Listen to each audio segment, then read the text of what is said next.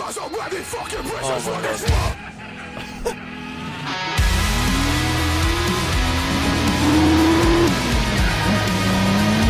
YouTube, welcome to my vlog. I'll turn that down a bit. Yeah. Hello chat.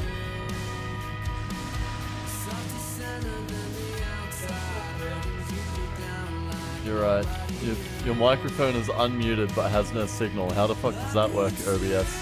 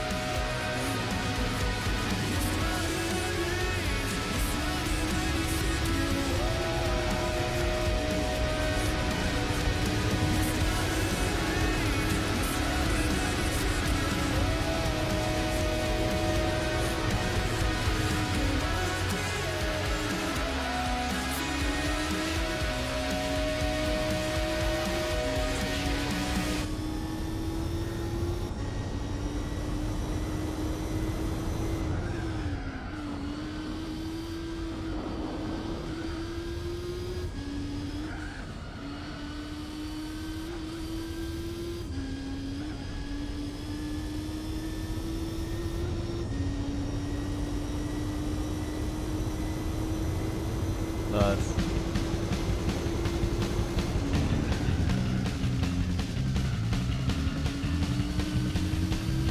Hey, can you say hello YouTube while my vlog? Can you say it to the microphone?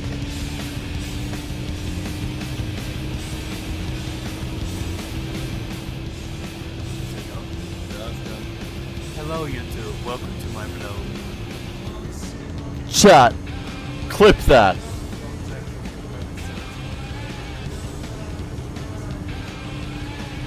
Oh, 20 I think. Yeah.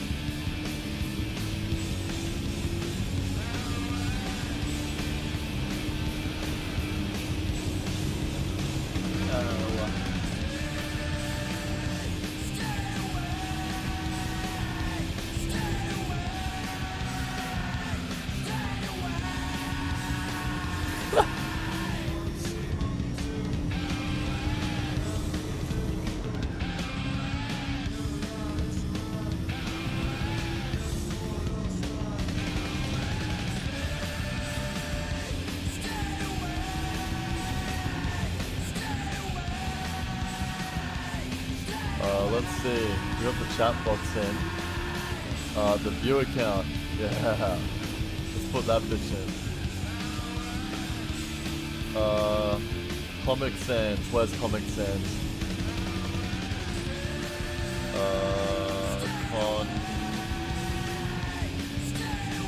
Monument, Converge. I don't have Comic Sans. What do I not have Comic Sans for? Oh yeah, anyways. Here's the view account. We have one viewer. Welcome. Lovely. What other slop can I... Interact with Paul. Okay. Please enter name and source, Paul.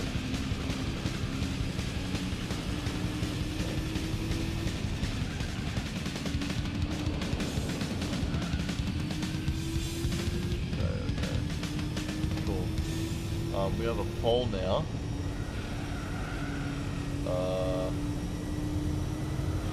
One setting, class size source.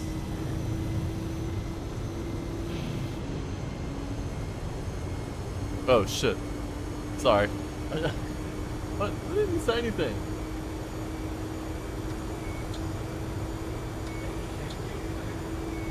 I'm looking at this monitor. Alright, chat, we're getting rid of the poll. It's no poll.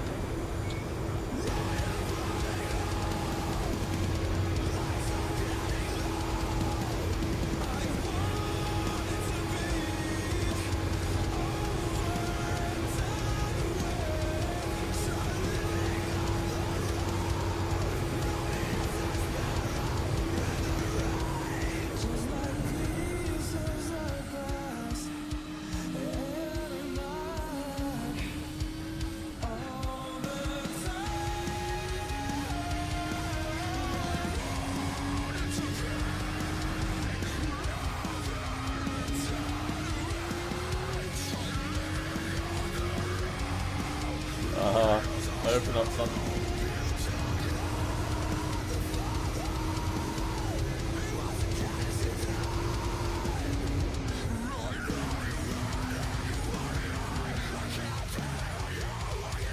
Is it fucking up?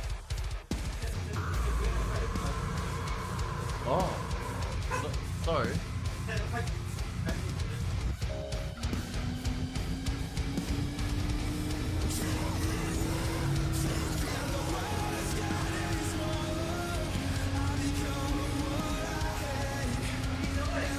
Okay, no, I'm not gonna touch that no more. I realized what it was. I opened up the Google tab and it came up with the preview before opening it.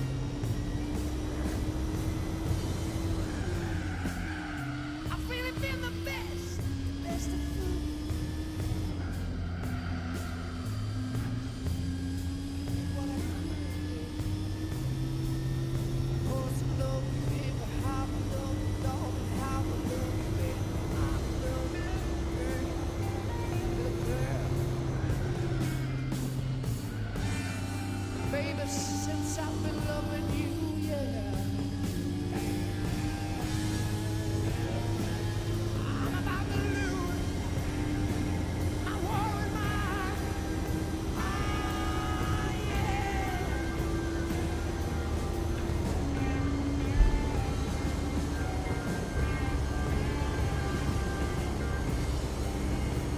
everybody trying to tell me that'll keep me from you.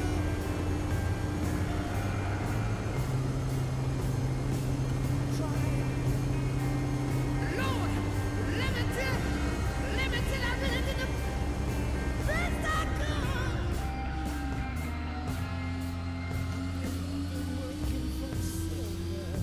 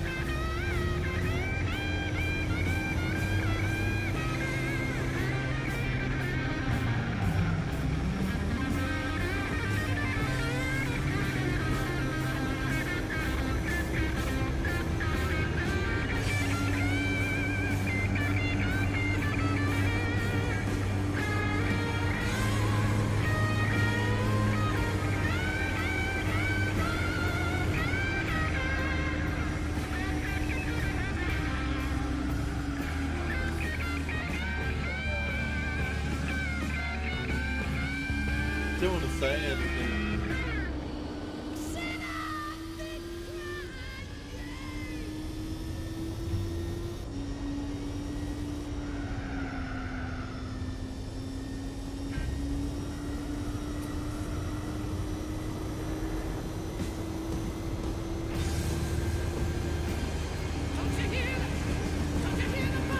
They're still on track to beat the record. The 620 there is like all one line. Just gonna nail the braking there. No pressure.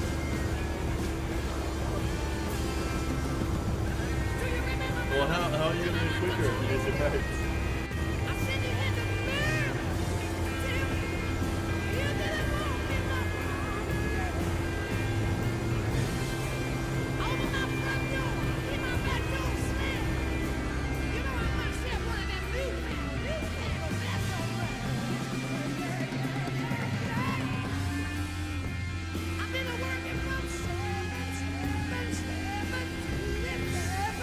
Every night it kinda make a lot of dread.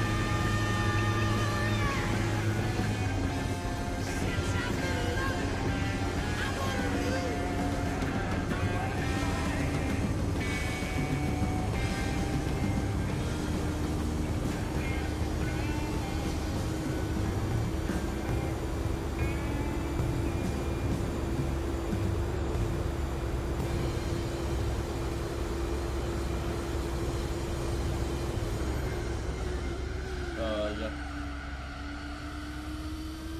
Probably didn't need to.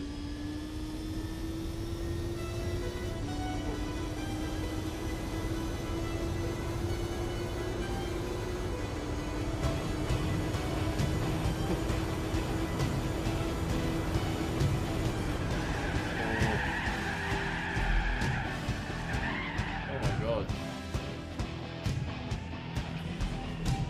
That's the biggest thing, yeah.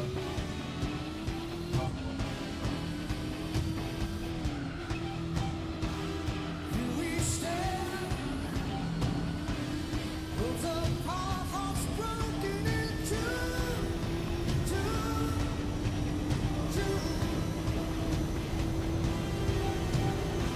Sleepless nights, losing ground unreachable.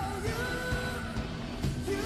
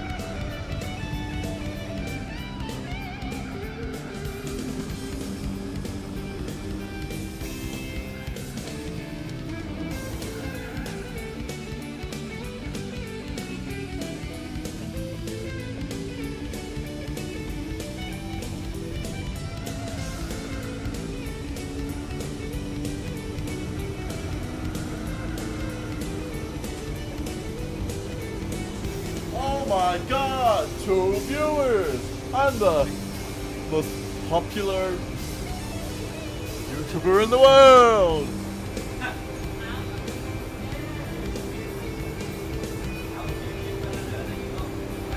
True. 8 hours in on the Nürburgring, nigger. Aiden, why'd you say that?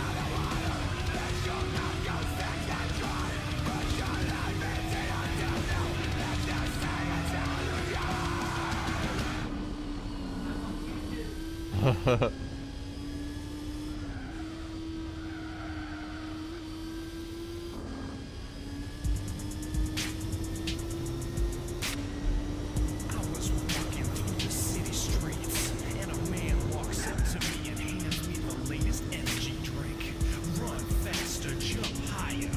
Man, I'm not gonna let you poison me. I threw it on the ground. You must think I'm a joke. I ain't gonna be part of this system. Man, throw that garbage in another man's face. I go to my favorite hot dog stand, and the dude says, you come here all the time. Here's one for free. I said, man, what I look like? A charity case? I took it and threw it on the ground. I don't need your handouts. Please, you can't buy me hot dog, man. At the farmer's market with my so-called girlfriend. She hands me her cell phone, says it's my dad. Man, this ain't my dad. This is a cell phone. I threw it on the ground. What, you think I'm stupid? I'm not a part of this system. My dad's not a phone. Duh. Some poser hands me cake at a birthday party. What you want me to do with this? Eat it? Happy birthday to the ground. I threw the rest of the cake too. Welcome to the real world, jackass. So many things to throw on the ground. Like this, and this, and that, and even this. I'm an adult. Hollywood phonies tried to give me their autograph. Nobody wants your autograph. Phonies. Then the two phonies got up. Turned out they had a taser. And they tased me in the butthole. I fell to the ground. The phonies didn't let up. Tasing on my butthole. Over and over. I was screaming and squirming. My butthole was on fire. The moral of this story is you can't trust the system. Man.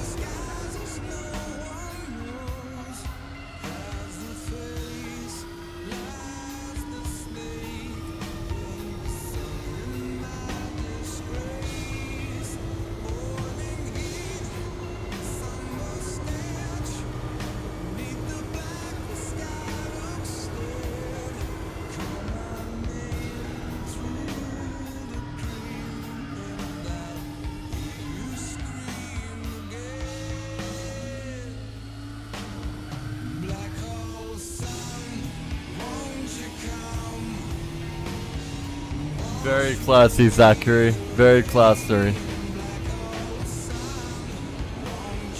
Dead Stick comments, haha, lap 67. Thank you, Zach. Yeah, I can ban him. You want me to click ban right now? Alright.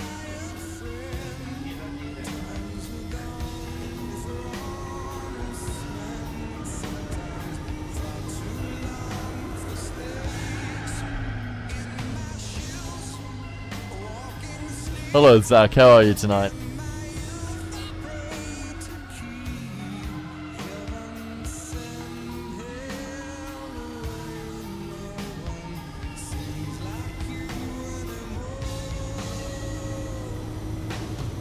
Black hole sun, won't you come and wash away the rain?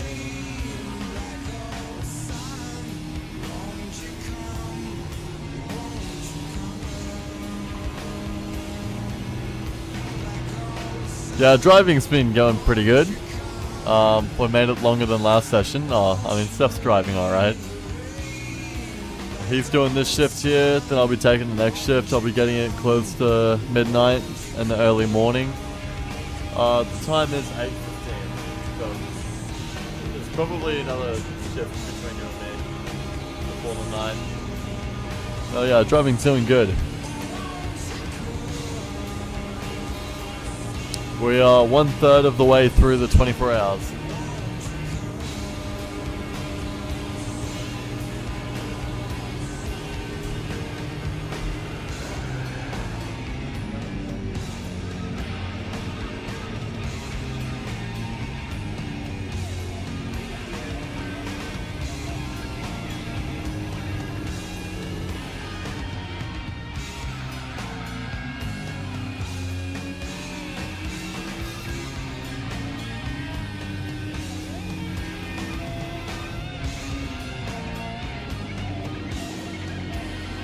Everybody's holding up good. It's still pretty early. Aiden did his first stint. It lasted a couple of hours. He set some good times. He's got the quickest time so far, 7:05. I think we're gonna get tired later on, but so far spirits are good. Should make it through. Should finish at like 11 AM tomorrow morning.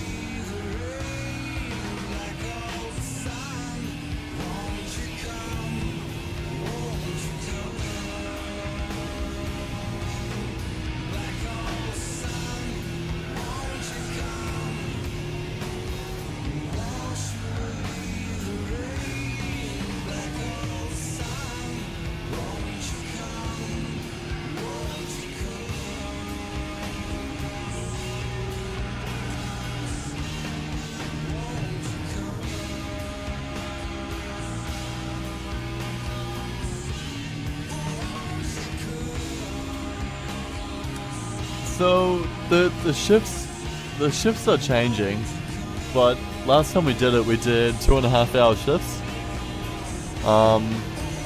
But it's pretty dynamic. I did a few short ones earlier on, but when it gets to night time, it's probably going to be like 3-hour shifts, I reckon. We wanted to do 4, but 4's a bit of a stretch. After 2.5 hours, it starts getting a bit hard. But if we push it out to 3, everybody should have enough rest and time to go through the night.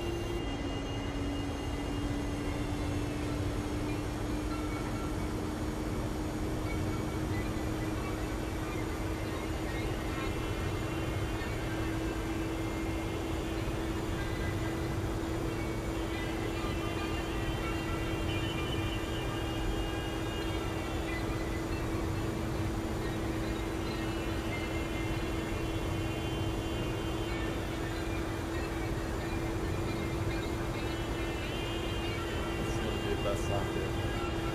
Next one.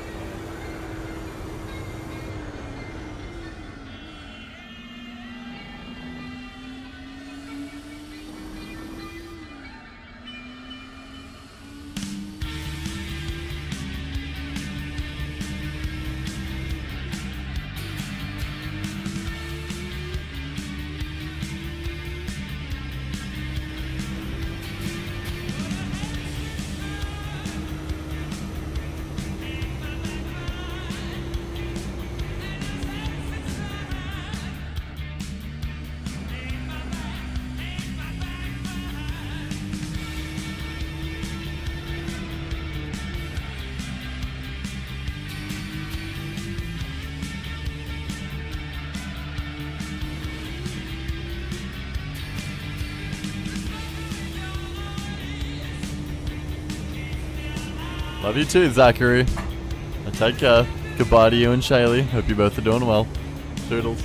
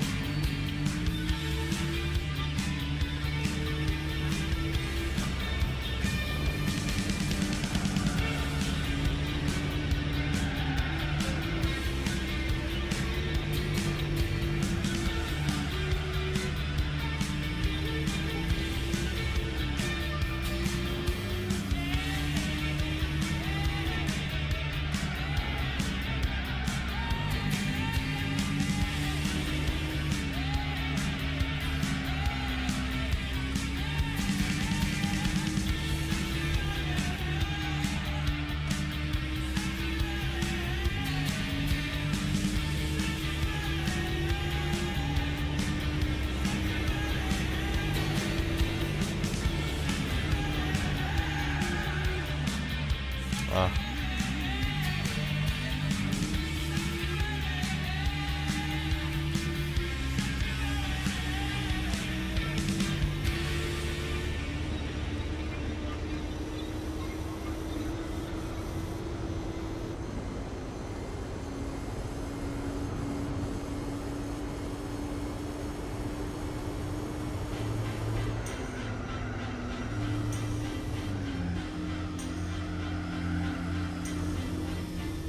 Alright, YouTube, you ready for me to butcher this one?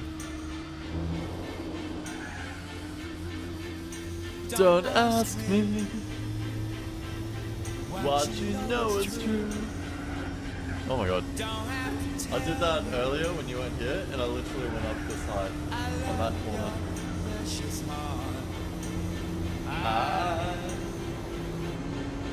I was standing.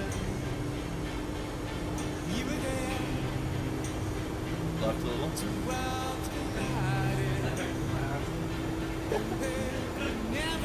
Tear us apart. You gotta bring it home on lap 69. You got lap 67 and 69.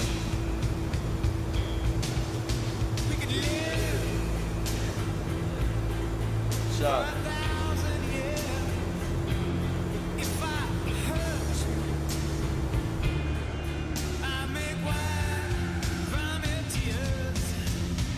No, you won't be able to get the best lap. We could fly, 'cause we all have wings. But some of us don't know why. I was standing, you were there. Two worlds collided, and they could never tear us apart.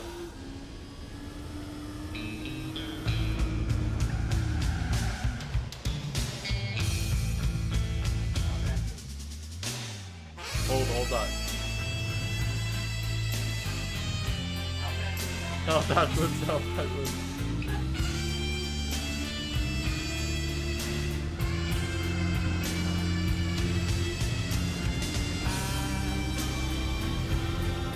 I was standing, you were there.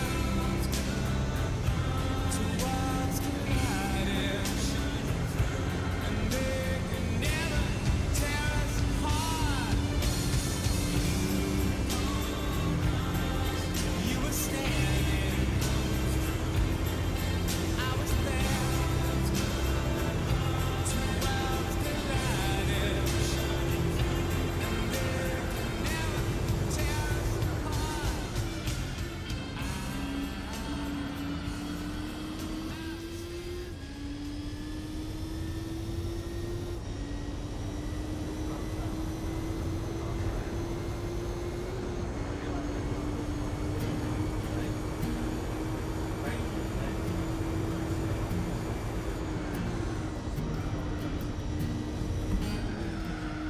I can tell you what I think is quick and what's not. If you want.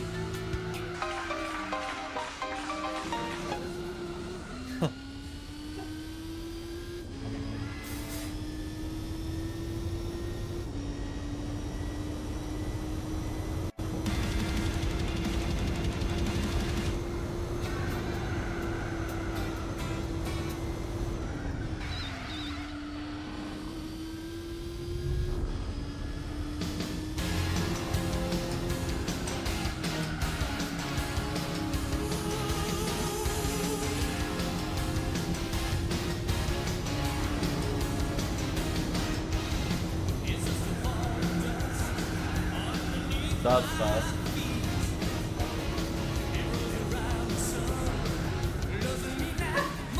That's slow.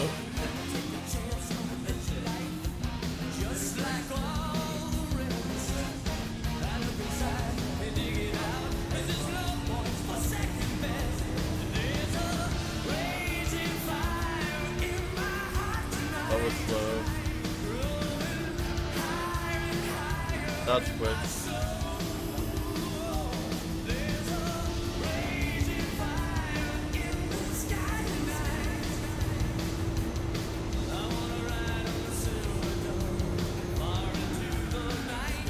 Trains by YouTube. That's on taste.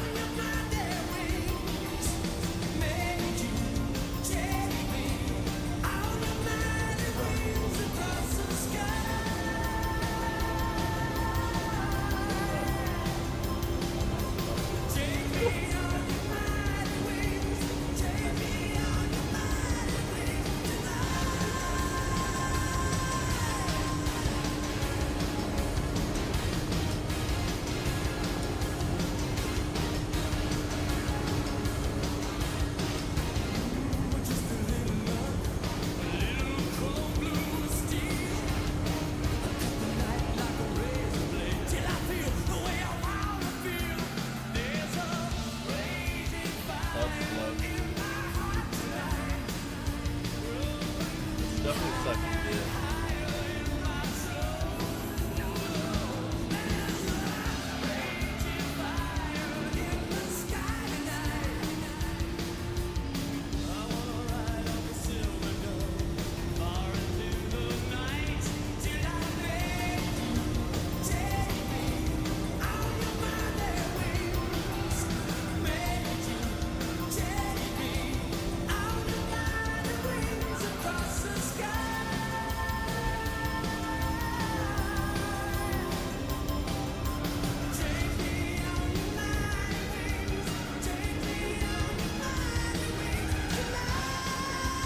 That's slow.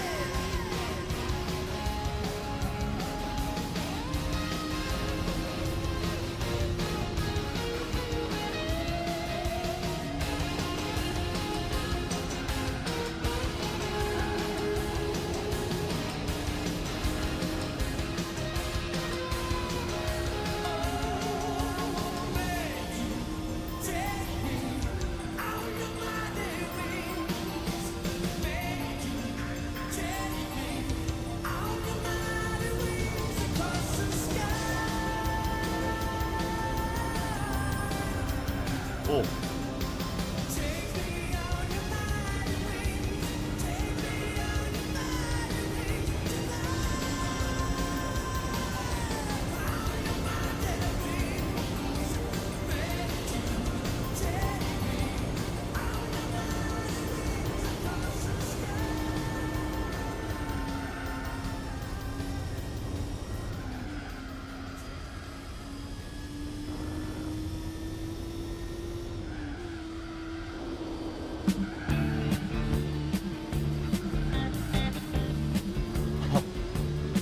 How's it so unwieldy this time? Like, I feel like the car was so stable earlier today.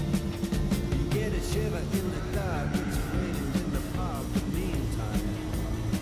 Yeah. Sound of the river, you stop and you hold everything. A band is blowing Dixie, double ball time. Feel alright when you hear them.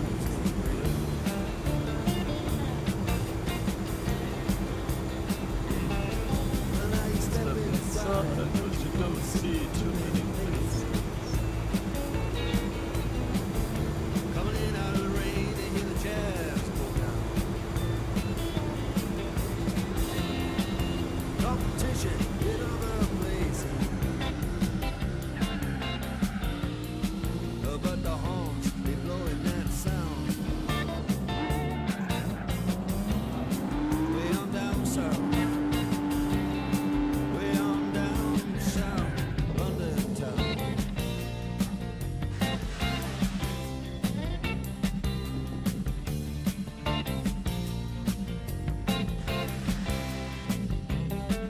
Check out Guitar George. He knows all the chords. Mine is strictly rhythm. He doesn't wanna make it cry or sing. If there ain't no guitar is all he can afford. When he gets up under the lights, play his thing.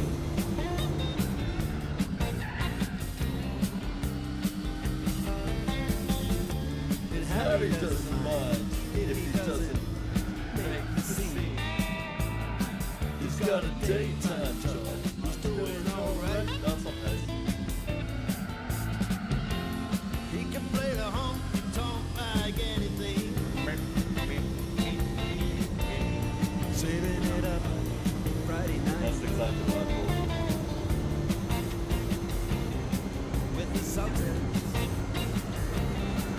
With a song to Nice. swing.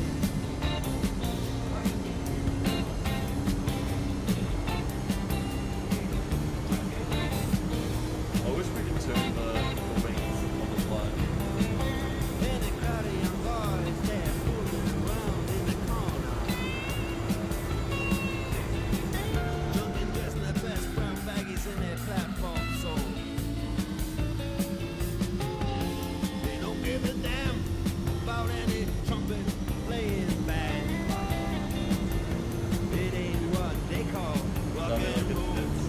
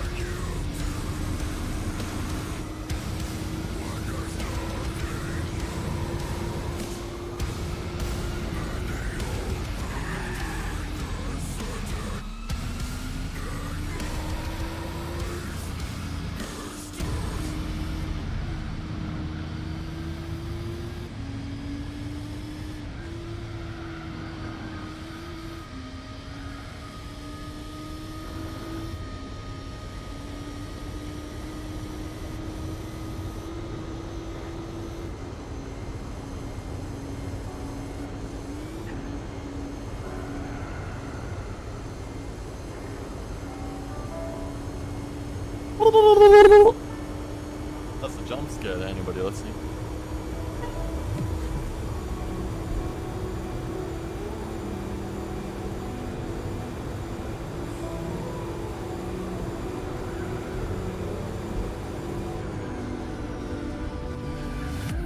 Bye. Bye. I'm gonna save state.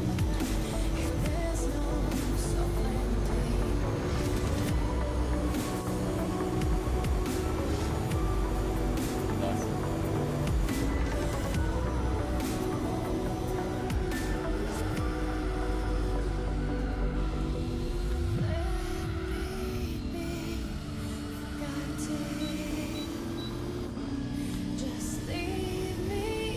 Setting the fan to automatic.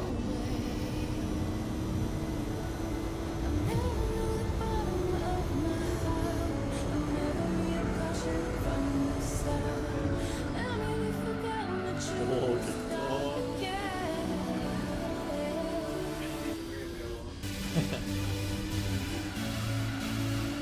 Stupid cyclists think they only need 2 wheels on the road.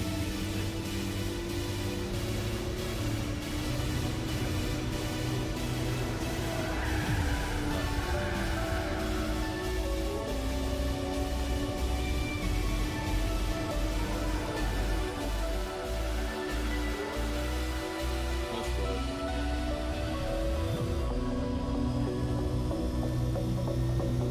I like that corner.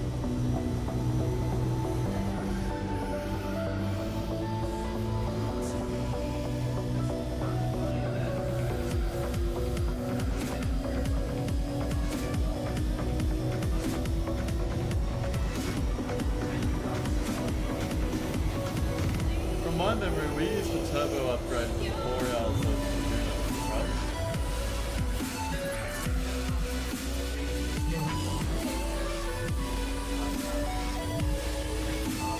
Oh.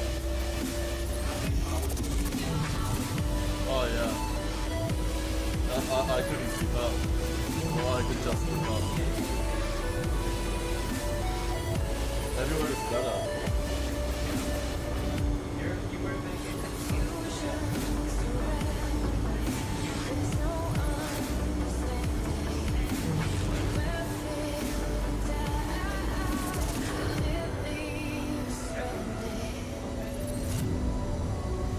Stop watching me pick my nails.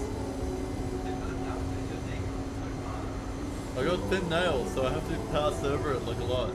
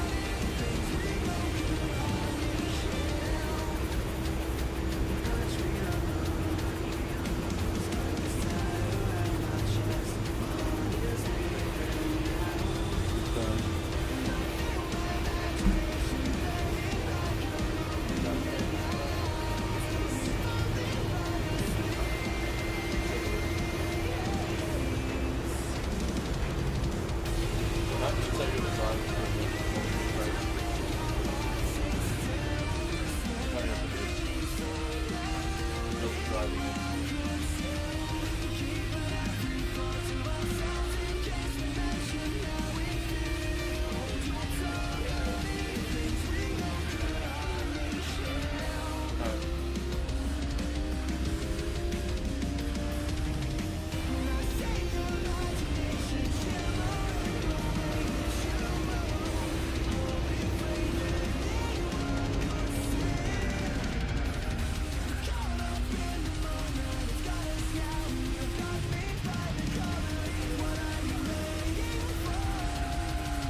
No point driving if you don't have nothing to drink.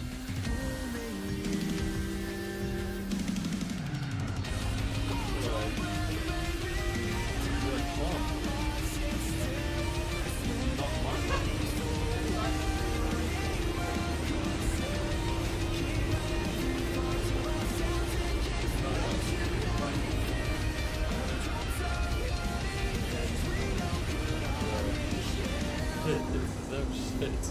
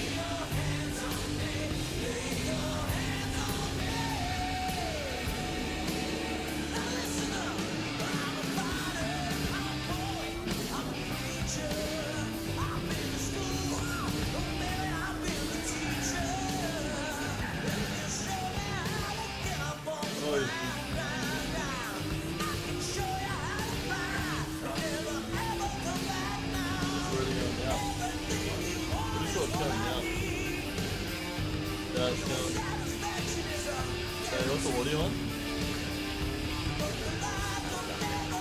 No, I'm not sure if the Aston knew he was coming, but I guess equally the Aston cars behind him. My God, roll as always.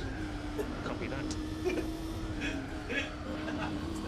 Too Good- pleased good with, time to tune in. Stroll's placement of his Aston there. They'll have another go at it. But this is what we could see in qualifying. When you're on that one shot with your soft tyres and suddenly you find traffic and it's all scuppered. Yeah, he is on a lap now. Obviously his tyres have done another lap, albeit not at full speed, but they have done another lap. So he is 3 tenths down on Russell, and he's aborted again. So has something else happened to Kimi Antonelli at turn 10? Because he did the first 2 sectors, and then he's aborted this lap. We come to him just after he bailed out of it. I'm sure we'll get a replay fairly soon, but so Antonelli was already 3 and a bit tenths down. Oh my God, mate. Unbelievable. It's unbelievable. I'm gonna box. Okay, copy that, mate. Antonelli then bailing out of that second lap. Not happy. You haven't seen that second reasoning. If he's just not happy with the way the car's handling, or they come across yet more traffic. I think the latter. Oh yeah, the Haas was the Haas. I think just parked at the apex there. And in fairness, whoever that Haas driver was, he was trying to get out of the way. He was parked on the inside curb. It's really hard. It's really hard to deal with traffic. But why do I always get traffic? Like, I don't understand. Like, everyone always in the lap. Antonelli then wheeled back into the garage, and that might well have cost him Qualifying's at the 11:30. final run in this practice session before we go qualifying later on. Russell with the benchmark time then. We'll see what Charles Leclerc's got now. He's out there on the track, and he is pushing out there from circuit. So as he makes his way through turn 4, up the hill, and then it starts to head back downhill. So easy to snatch a break on the left-hander. Run out wide. Not too far though. The gravel will bite you as the straight line mode shuts off. So Leclerc's first sector, he's done a 22.23. That's already 2 tenths quicker than what Hamilton did. But has he taken too much out of the tyres? Is Lewis managing it a bit more? Well, so far many sectors good. I had 4 car into turn 1 in my first lap. 4 cars. Yeah, unfortunately I don't release those cars out of the garage, mate. So maybe hopefully. Giving Kimi Antonelli the explanation and driving erratically for Kimi Antonelli is an incident that has been noted down at turn 2. Charles Leclerc across the line then, third fastest, that's just what I mean. 2.5 tenths away from George Russell. So a better lap than Hamilton, just losing time about that much throughout each sector really. Yeah, and that's a good lap for Leclerc because it's put him right in between the McLarens, which is, I think, a bit of encouragement for Ferrari. At the moment, he's carried on that 4-10 gap to Lewis Hamilton.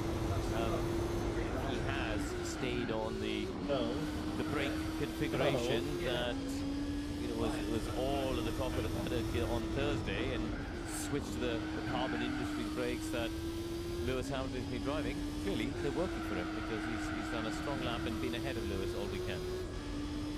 What's happened to Isaac Hadjar then in the Red Bull? Making his way downhill now. Has he had a moment coming through the left-hander? Getting it turned in. Are you kidding me? What kind of adventure is this? Like, genuinely, what was that? Never in my life I had this, but anyway. It's the kind of understand that Mitch can't turn into the corner. Honestly, I feel like a season-long highlight of just Hadjar's radio. Never in my life have I had Period this. in But Formula 3 as well. It's actually toned down a bit since then. Unbelievable. Yeah, I have to say, when I'm at home and I'm, watching the races at home, I often log into our little Skype right before remote thing, and I just have Hadjar's radio on, and it's just great. That's enough entertainment Yeah, it's for great. 2 hours on a Sunday.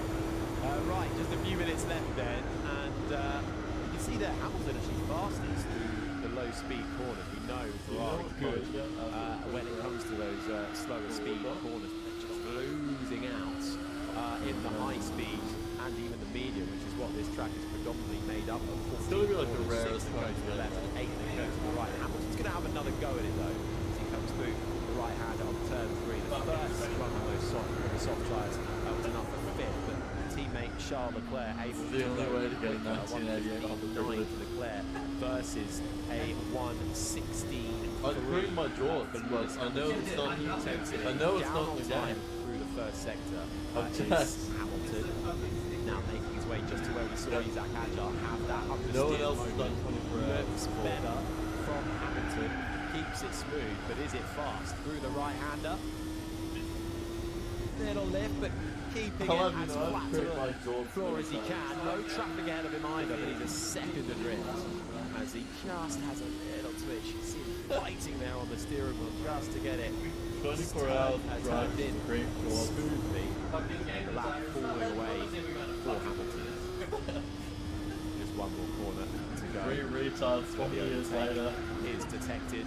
using modern That extra bit technology, of energy for a using boost an in Xbox qualifying and the PC, race, and crosses the fucking line down. steering wheel on a computer, playing a PlayStation Yeah, but the 2 tyres, game.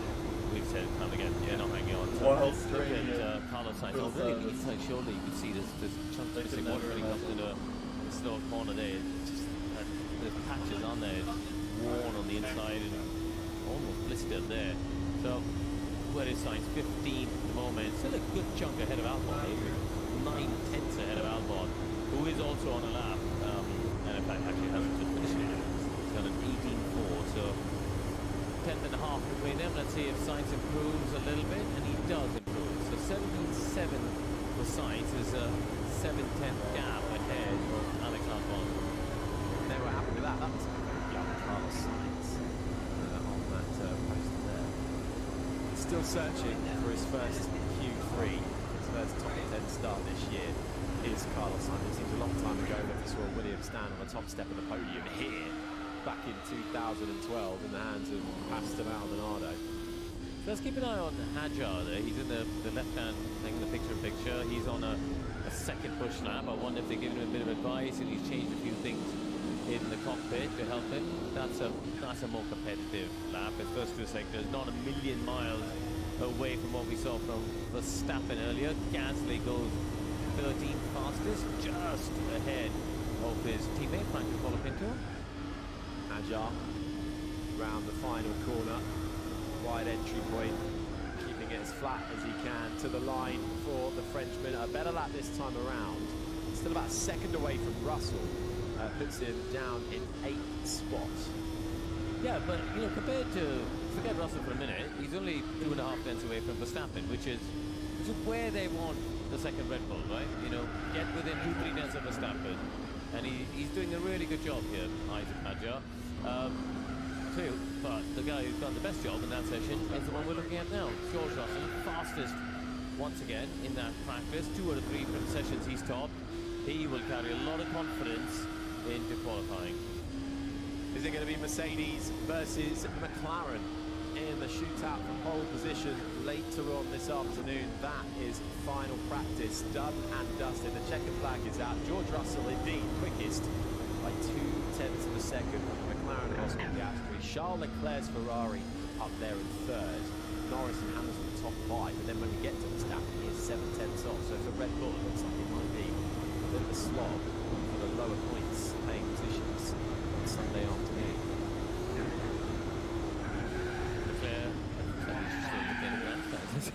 He drives around. I think he'll be pleased with that, won't he? Like quarter of a second off the pace. That's a, you know, it's a heavily revised, heavily upgraded Ferrari, and it has, yeah, and it has brought them performance. So it's, you know, on a track which is the ultimate test of a race car.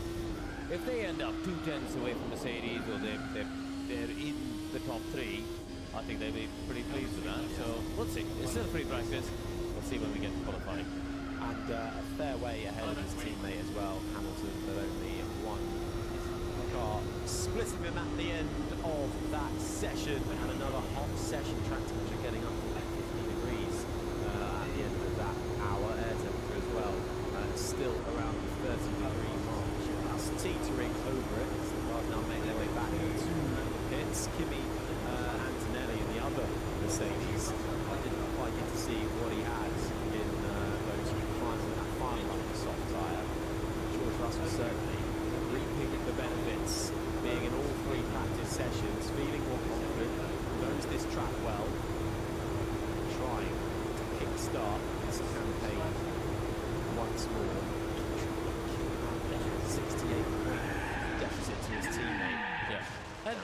The crucial thing at this point is George has carried the learning of what to do with the tyres.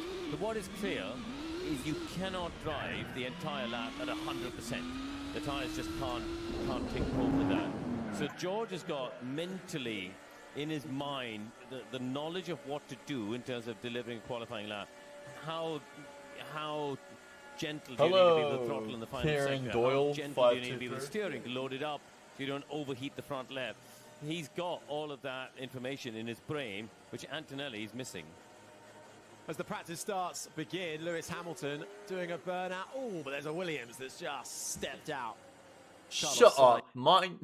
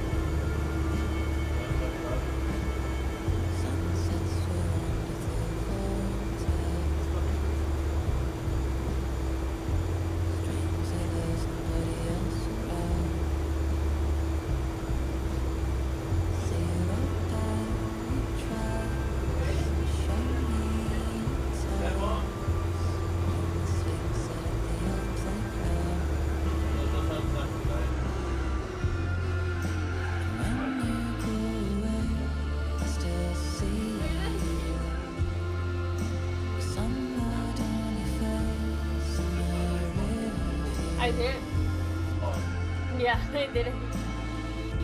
Make it does one.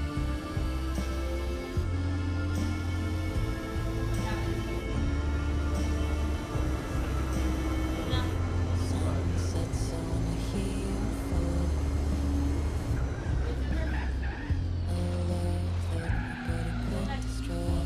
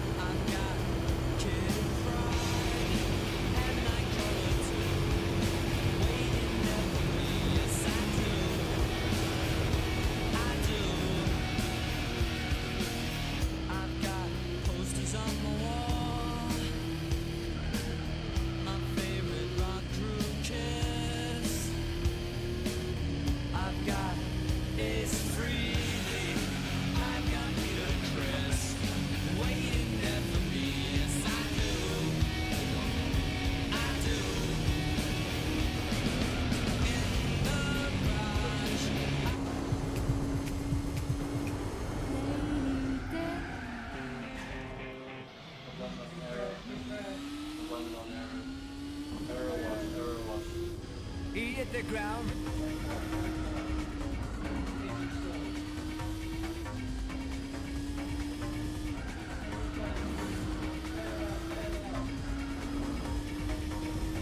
Have you tried turning it off?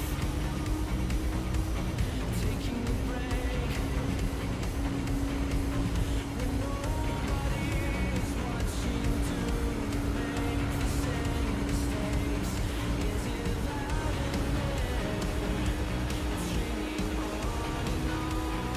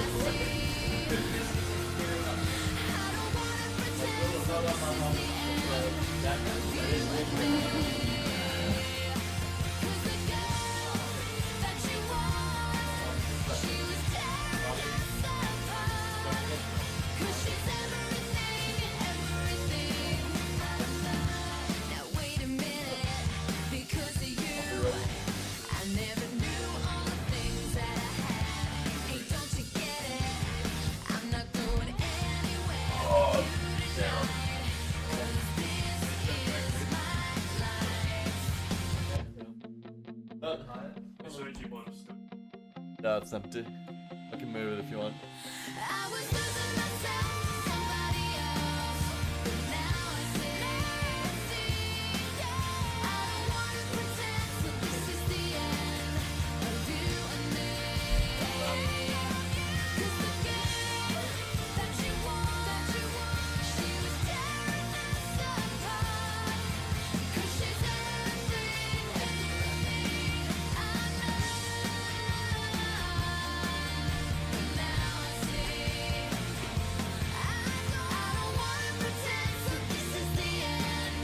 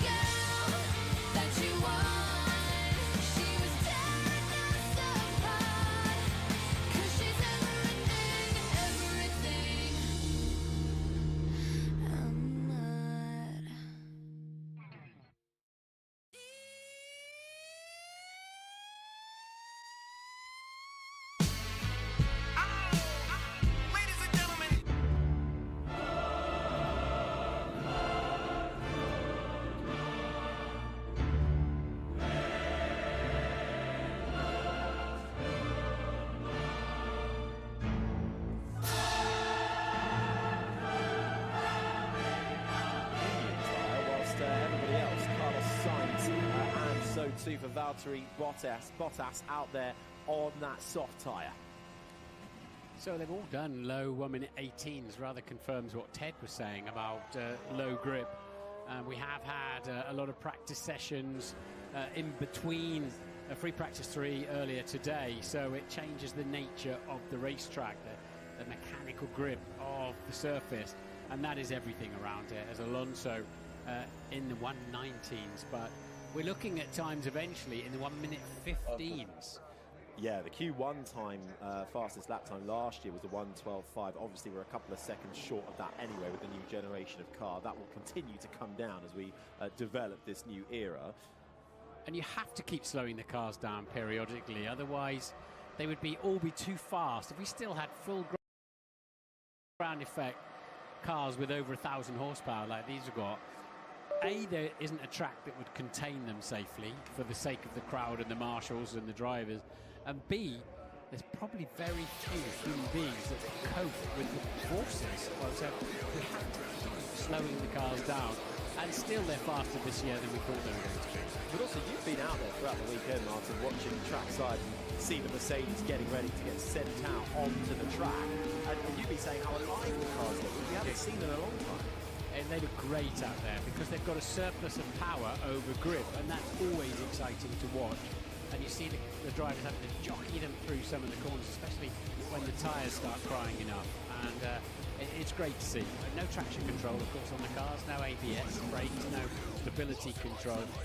The driver must drive the car. And with just over 12.5 minutes left on the clock, we see a flurry out of the pit lane. The slowest 6 will be eliminated come the end of these 12.5 minutes. The likes of Aston Martin, Cadillac and those lower runners in the midfield. It's the Alpine, they haven't looked as strong as they have in recent times, and also nip and tuck with the Haas cars as well, down there fighting to try and get themselves through into Q2. We say this is a chassis circuit because the aerodynamics of the car really matters, because you can't pick up a Formula 1 car and just carry it, just force it through these long, it won't stick. You can't do it. You can make a difference sometimes on slow corners, but if your car's not balanced, there's not a nice amount of slide front and rear, that load and that downforce, there's not a whole lot you can do about it, because the harder you try, the slower you'll go. Max Verstappen, brilliant qualifying last time out in Monaco, so close to pole position on the front row, as you were saying, Martin. Very different track this time around. It is an all-rounder. They're so used to this track, it exposes all the weaknesses, but shows your strength. And for Red Bull, it does seem, from what we've seen in practice so far, that they are just lagging that little bit. But if anyone can get the most out of their machinery, it's most likely that man, Verstappen. On the long run, when I was out on track yesterday, Max was really hacksawing away at the steering wheel through some corners, trying to keep it on track. And you'll see the wings opening here. You didn't see that in Monaco. That system was switched off. The straight line mode, where the front and rear wings drop down to reduce the drag and use up less energy, so they can keep the battery better charged up, because charging the battery in Monaco was just never an issue. So that is why the wings are moving here, but they weren't last weekend. So Carlos Sainz is the fastest lap at the moment, at 1:18.1. Verstappen on course to pit that faster by about 7/10 through the first section. Now heads downhill, getting into the more tight and twisty section of this circuit, up through turn 7. Fast, flat out as you dare, approaching at the top of the hill. Through the right-hander of turn 9, little lift as he comes in. We've seen a lot of cars understeering off there in practice. Verstappen, not the case. Find your braking point, then turn it in. Reprofiled a few years ago, turn 10. Bit of traffic to his inside, just unsettles the car slightly. And at this point, Martin, the tyres are screaming for life. They are. They come out of the blankets at 70 degrees, and you want them just over 100 degrees for maximum, for them to melt and give you the grip you need. But Max drives for the line, and we're into the low 1 minute 16s. That's more like what we were expecting. Yeah, Gasly through the final corner, now recipient of the podium reinstatement from Monaco. We'll see if he holds on to it, but now full focus on what he has in Barcelona. He crosses the line in third. Get a look at Charles Leclerc here, fastest of anybody in the middle sector. We're actually hearing that Lewis Hamilton in the other Ferrari isn't particularly happy, not feeling like he's getting full power from his Ferrari car as his teammate goes fastest of anybody so far, a 1:15.9. Good effort there from Charles Leclerc. Isaac Agile then. It's a very short run to the line. He's got a nice little bit of slipstream though and goes up just a fraction, a tenth of a second, less than a tenth behind his teammate Verstappen. Got Kimi Antonelli flying through the first sector, but then George Russell flying in the middle sector. Hamilton, though, if he is complaining of power issues, doesn't seem to be holding him back too much. Fastest of anybody through that first sector. Leclerc has the fastest final sector. Russell comes to the line, finds almost 2.5 tenths over Charles Leclerc to the top of the timing screen. Up to Lewis Hamilton, round the final corner. Flat out as you like, to the line then for the 7-time champ. Fastest by 92 thousandths.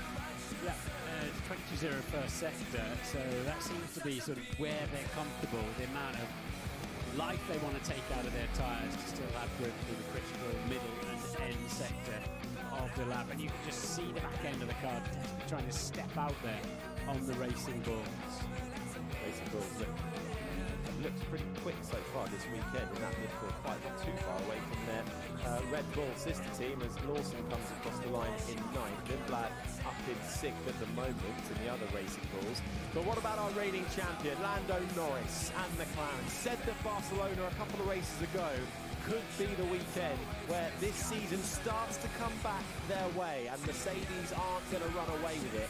Can Norris, who's looked quick in practice so far, continue that form throughout qualifying to the line, and then his first run at it sees him into the top 5.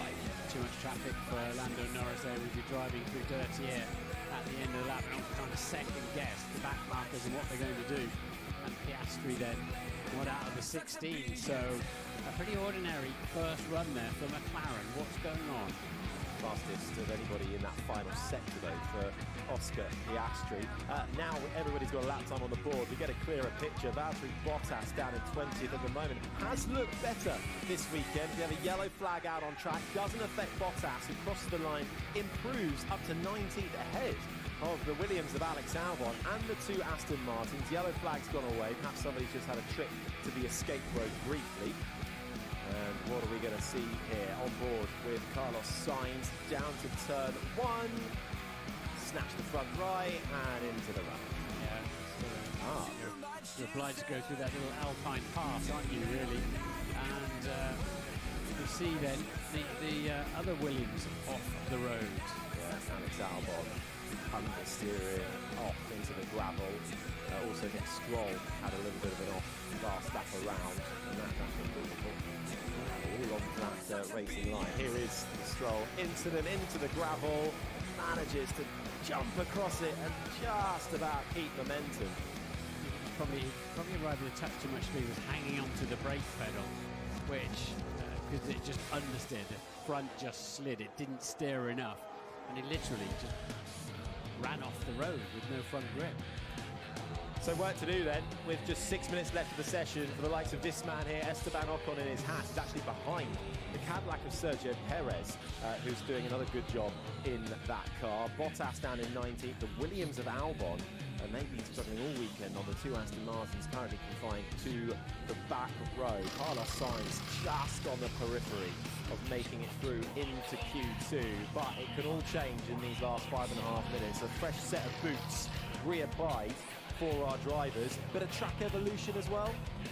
Definitely yes, because we had, in fact, our colleague Jacques Villeneuve, French colleague, was in the Full Super Cup. They've got different tyres, and it just rips up some of the Pirelli racing rubber from Formula One.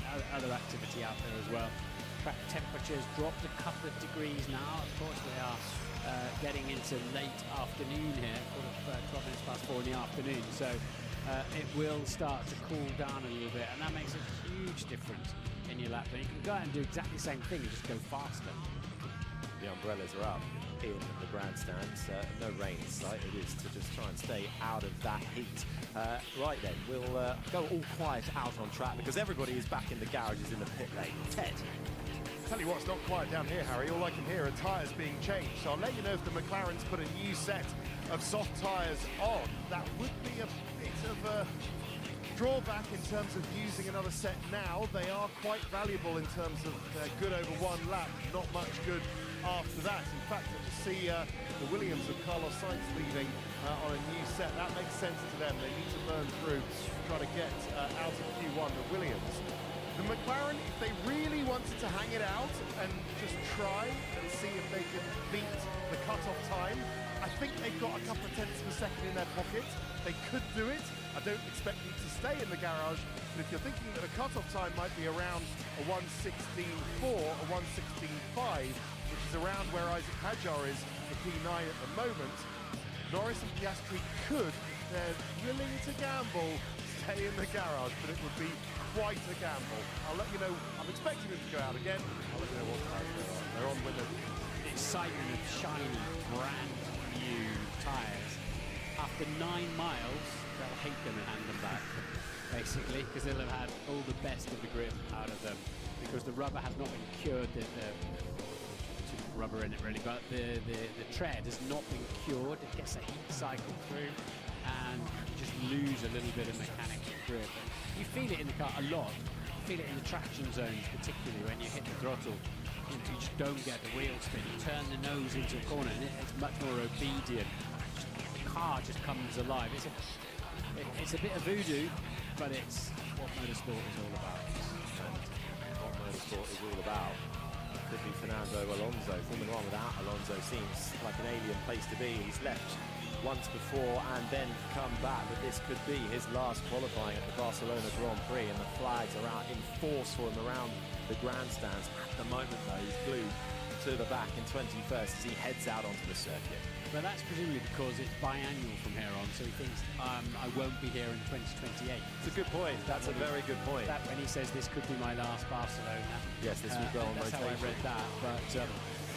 But we'll see. I remember wishing him farewell on the grid. I think it was 2018 in Abu Dhabi, and he gave me a man hug. And here he still is. Did you think at the time you'll be back? I thought he might be, but I didn't expect him to still be hanging around in 2027. It's incredibly impressive. Well, the car not coming together for Aston Martin this year. Upgrades expected to arrive, but not for a few more races yet in terms of anything significant on both the chassis side and the engine. So the case of Alonso and Stroll just trying to get through it. At the moment, Stroll over 4 seconds off the pace. But here we go then into the final closing stages of this first part of qualifying. You can see there everybody from 17th down will be eliminated at the close of this minute and a half. Gasly's on for a better lap, but just losing time in that first sector. Colapinto on for a personal best. Albon trying to get his Williams up inside Q2. Carlos Sainz, his teammate, is right on the periphery for the home hero, for the home crowd. They could be at risk of losing 2 home heroes in this first part of qualifying. Top 11 stay in the pits. They're comfortable and confident. They've got enough speed on the board already. But this is going to get pretty feisty. And at the moment, both Spanish drivers under pressure in this Q1. Franco Colapinto to the line, gets his Alpine up into 10th spot. Gasly behind him in 11th. Here is Alex Albon then down in 20th position to the line. Gets himself through up into 15. Will it be enough though? Because we're seeing improvements from those behind. Nico Hülkenberg ahead of Albon already. Would like to find himself a little bit more of a comfortable gap. Stroll crosses the line, only moves up to 21st ahead of his teammate Alonso. Tight lap from Hülkenberg up inside the top 5. Yeah, very impressive. Ocon now just squeezes in as well. And what about Ollie Behrman, his British teammate? Nice lap from the British driver in his second season of Formula One, up to 11th. That puts Alex Albon back down to 2 Williams. Look like they might be consigned to a Q1 exit. They're going to try for their might to go again. Carlos Sainz still out there on the track in the middle sector, and Fernando Alonso is going to be out qualified by the looks of things by Lance Stroll for the first time in 42 races. Lawson stays in the pit lane. Sainz crosses the line, gets himself up into 16th. What can Perez do? He's been good over 1 lap, just gets through into 19th. Out qualifies his teammate Valtteri Bottas. nobody else running quicker. That is the flag. That is Q1 done and dusted and out of Esteban Ocon in the Haas, Alex Albon in the Williams, Sergio Perez 19th ahead of his teammate Bottas, and the two Aston Martins, and we don't see this very often, Lance Stroll ahead of Fernando Alonso. The team principal, James Vowles, who've been speaking to across the pit wall, I think he'll be frustrated in general, but at least he gets one car through into Q2. Alex Albon, who makes history this weekend when he starts his 96th race for Williams, the all-time starter for Williams on Sunday, unfortunately falls by the wayside for Alex Albon out in Q1. Right, we'll have a bit of a recovery from that. Hamilton quickest at the end of Q1.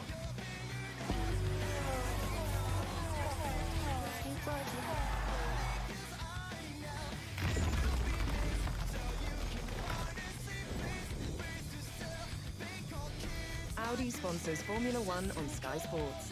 The fans can really see he's under the cosh here.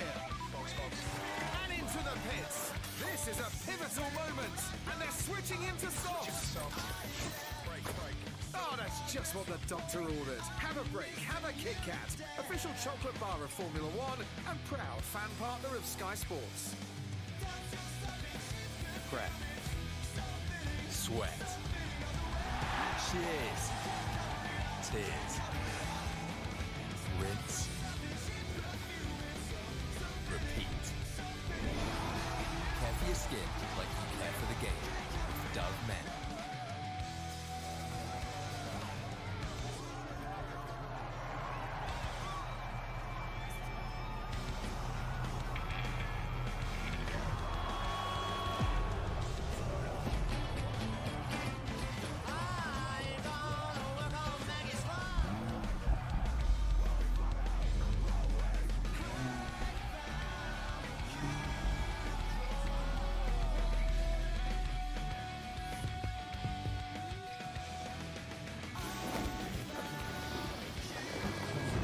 Dave's just used Confused.com, so the thought of car insurance no longer weighs him down.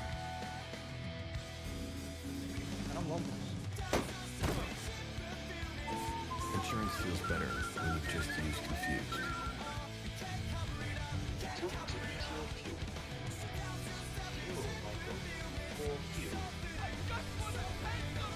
Where are you going, Monty? I'm going home.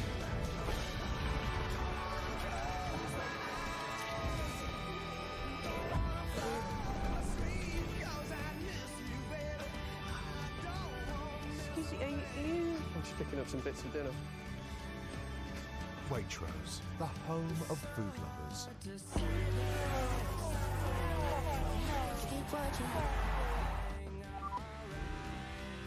But anyway, I think we maximize it for tomorrow. We are now we put for tomorrow. Yeah, that's the compromise.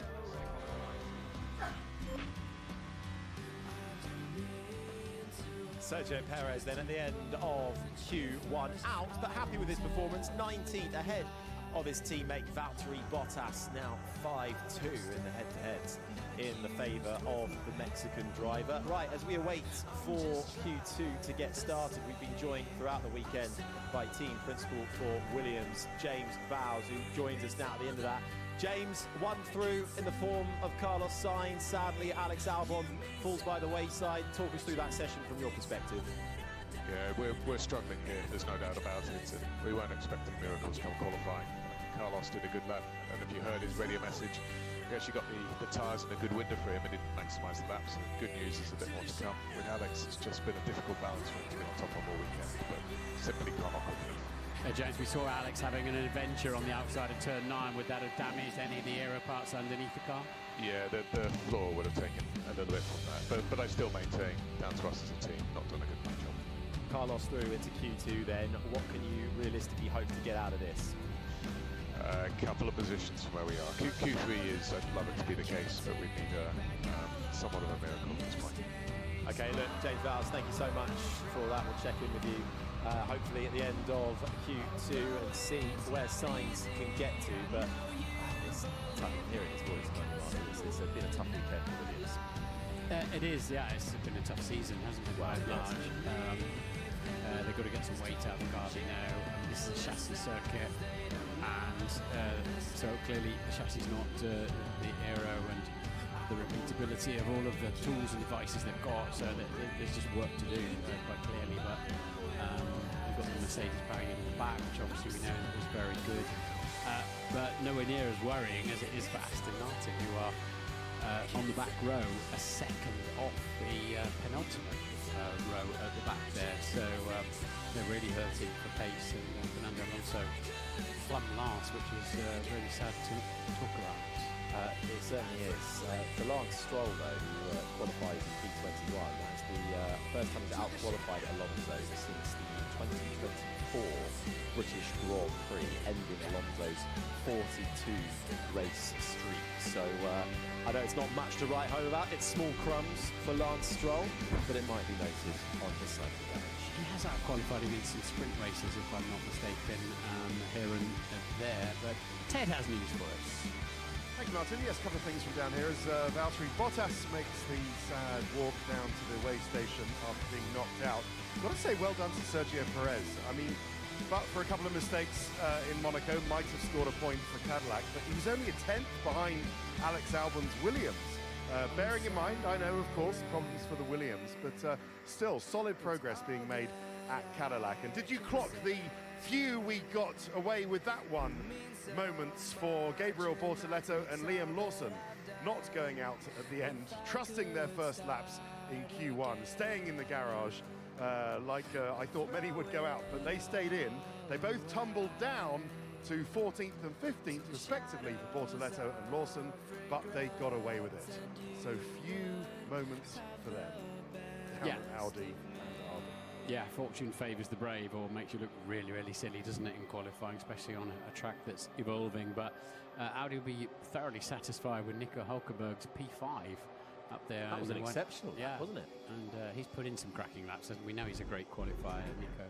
And deserving, I think, of starting inside the top 10. Had a remarkable race here last year, qualified, with best qualifying here of 7th. 15th for him last year, but went on to finish inside the top 5. Not as stellar as Q2 has begun, but nobody stepping out of their garages just yet. Stellar for Ollie Behrman to get himself up into 11th at the close of that. Not the case for Esteban Ocon, who finds himself out and once again behind his teammate Behrman. All calm and quiet.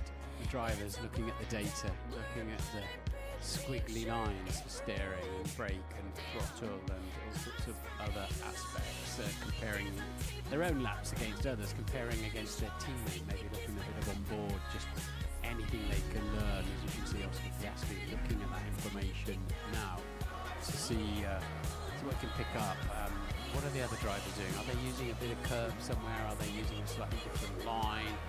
Anything you can learn from those screens in front of the driver, and where you can improve. Can I brake 2 or 3 meters later into turn 1? Can I pick the throttle up a nanosecond earlier, or hit or go full throttle a little bit earlier somewhere or other? Because there's always time out there. There's no such thing as the perfect lap. There's always time to be found. Were you one to sit with your eyes closed and visualise a lap, a perfect lap? Occasionally I got bored halfway around. Rather do it for real. Yeah, it's, well, we didn't have anything like the data. But, well, yeah, so all you had was shutting your eyes. Yeah, there was one button on the steering wheel for a radio that didn't often work. So yeah, they've got that information, they've got that knowledge, so they might as well use it in an ongoing way.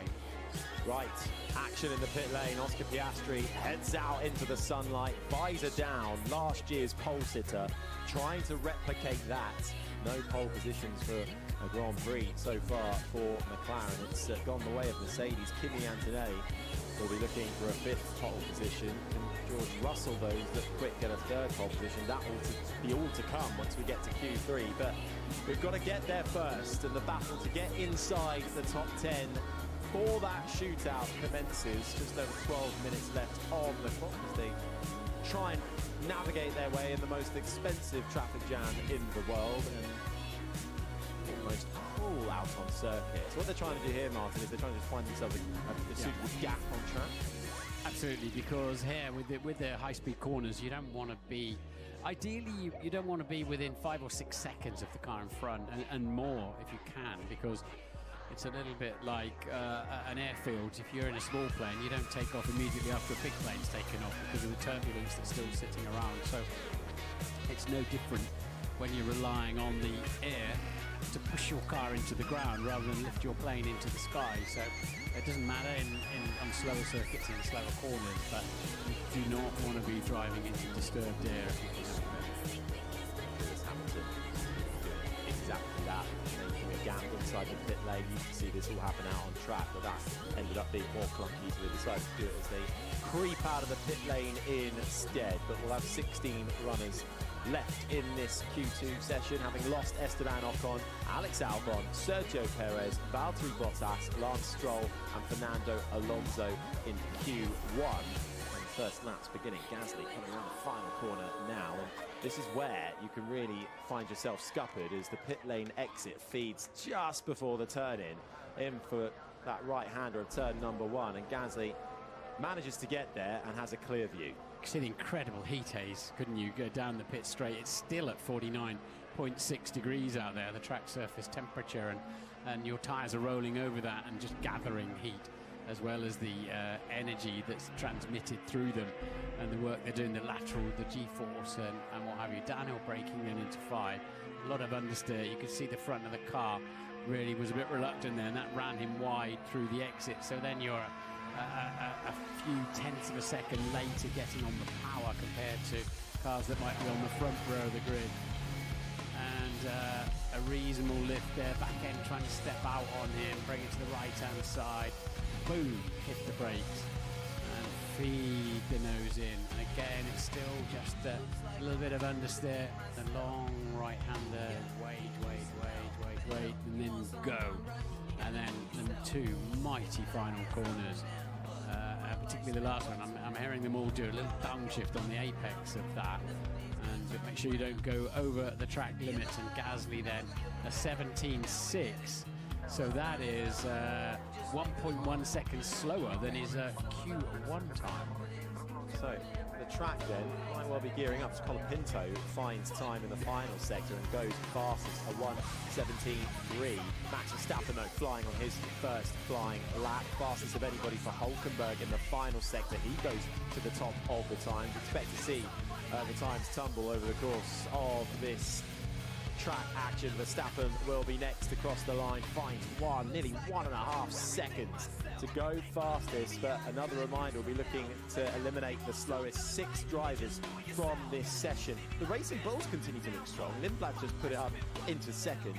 And what about Charles Leclerc and Ferrari? New brakes, or trialling a new brake setup for this weekend. Not happy with his Brembo brakes. Moved over to what his teammate uses, Carbon Industries, still with the Brembo calipers, but just trying to get a different feel on the brakes. More bite, a sharper intake for Charles Leclerc.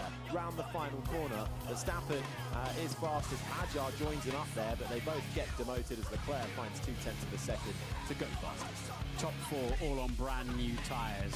Top 5 that is now, and make that top 6 with Antonelli. So when you get down to Colapinto, Gasly and Sainz, they were all on used tyres, hence that's how much they lost from one run to the other on the same set of tyres, over a second. Hamilton half a tenth down through the middle sector on his teammate Charles Leclerc. Russell will cross the line before him. And just a short meter run for the British driver. Sits third in the Drivers' Championship now, half a tenth of a second clear of Russell. We did think it might be tight coming into this weekend, and the competitive order certainly seems to be heading that way in this Q2 session. Hamilton up to 4th as he crosses the line. Oscar Piastri disappointing, down in 9th. What's going on at McLaren? What is going on? That's 2 disappointing laps of Piastri. What is Norris going to deliver here? 2 personal bests, but 8th and 10th for McLaren. That is strange, because they were the favourites going into this qualifying. Behind Red Bull and behind a Racing Bulls for Norris and Piastri. That is curious. We know they were bringing back and trialling a modified version of that front wing for this weekend that we saw appear a few races ago in Canada. Haven't been quite happy with that, getting the tweaks of it right. But conversely, on the other side, George Russell continues to show good form after the first runs of this session. Quickest by just half a tenth of a second from the Ferrari of Charles Leclerc. Antonelli right up there as well. And the top four separated by less than 2/10 of a second. And there you can see, shock horror, Leclerc pretty good in the corners and stronger in the corners. And that's comparing to Hamilton as well, actually. Hamilton finding better straight line speed in that Ferrari. And just losing out though overall when it comes to time in fourth, ahead of the two Red Bulls. At risk then at the moment, it's the two Audis down there. Nico Hulkenberg without the time on the board. In fact, he had his lap time deleted for track limits, which is something we will be needing to keep an eye out throughout the course of qualifying. So rear locking, rear axle, rear wheels. So when he's hitting the brakes, feels like he's pulling the handbrake on. So Antonelli on a 15-3.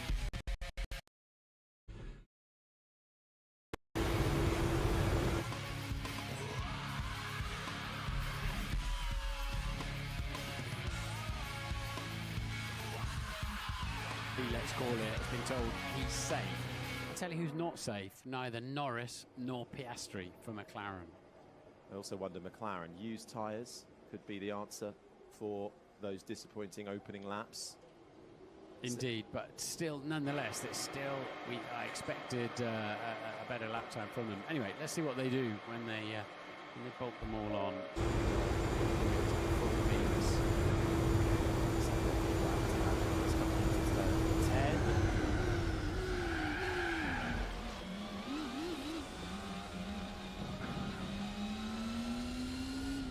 To be honest, something's moving around plenty. A couple of twitches on the steering wheel does emphasise the rather loose rear end for McLaren, but able to thread it through that tricky sector. That is the part where your tyres will be screaming for life come the end of this 4.6 kilometre circuit, with just under 5 minutes left to run. Then Bortoletto in his Audi, Colapinto in the Alpine, Behrman in the Haas, Gasly in the other Alpine, Sainz in the Williams, and Hulkenberg with his first lap time deleted, all needing to very much go again and try and see if they can squeeze anything out of their machinery to find themselves in the top 10 shootout. The McLarens will be fine when they put their new tyres on, but they've got to get that lap in then. They've got to hope there's not a yellow or a red flag or whatever, and here they trundle out pretty much out of sequence, really, isn't it? They want to get out there and find some clear air with their fresh tyres, and Ted is down there.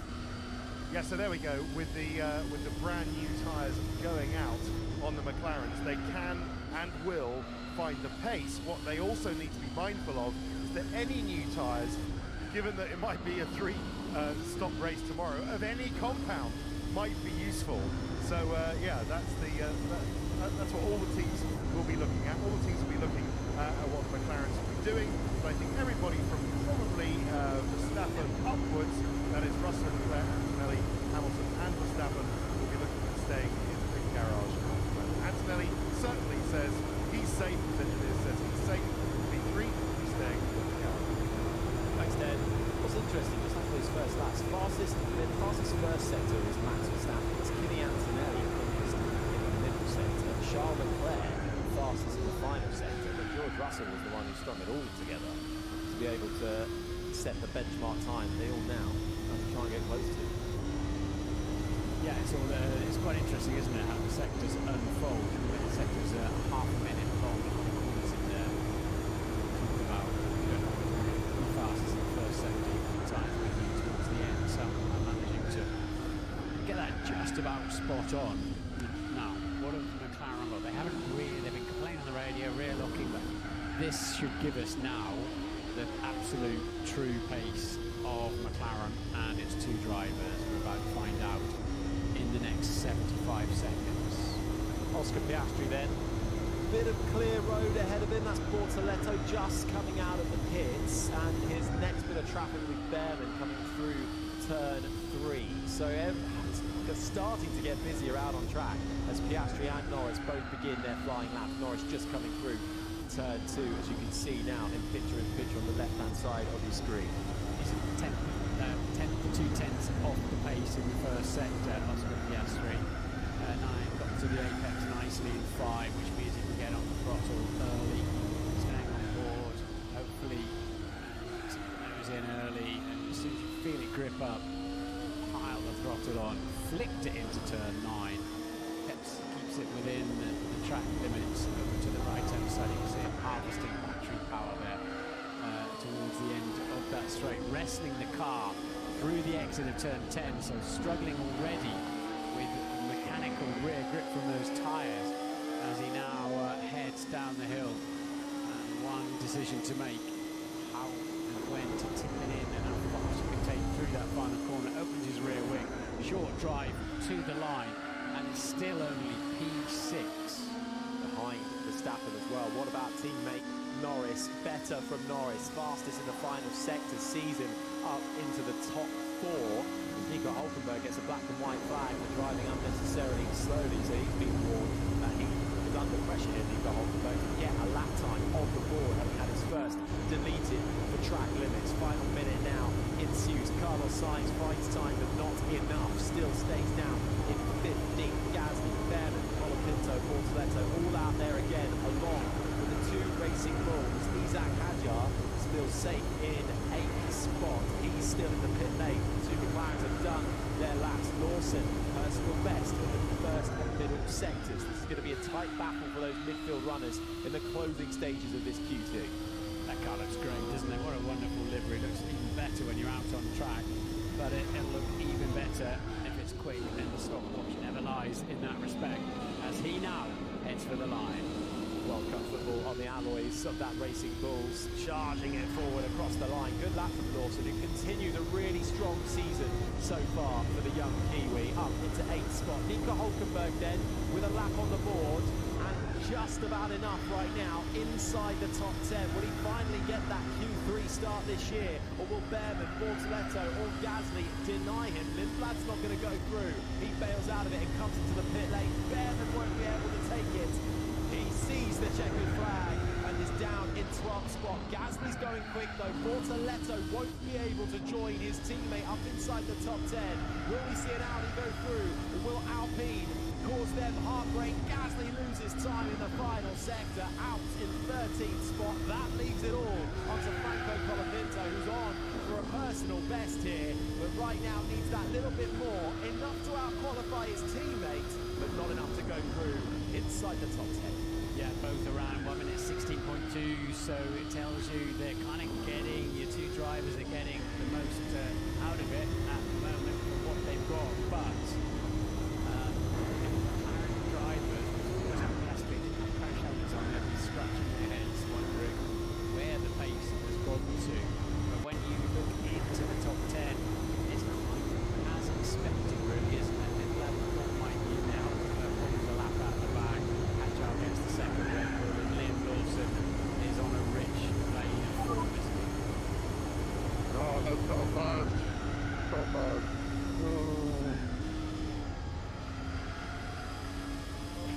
Yeah, Gasly not happy with that one. Both Alpines out of Q2. And what was a pretty frantic end of the session, out go Armin Lindblad, Bortoletto, Colapinto, Gasly, Behrman and Sainz.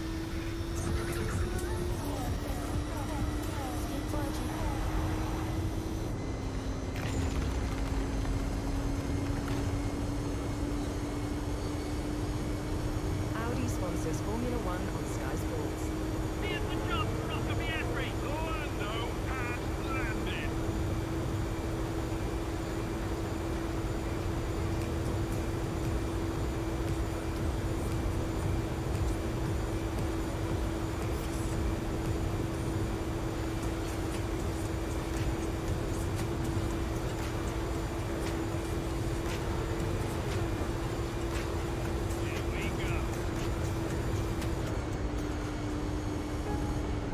This is our legacy. I won't let anyone take it. Anything worth having is worth fighting for.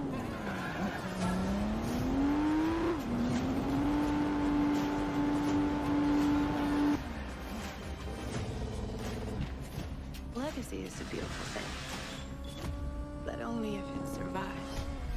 Watch every episode of The Dutton Story, only on Paramount Plus.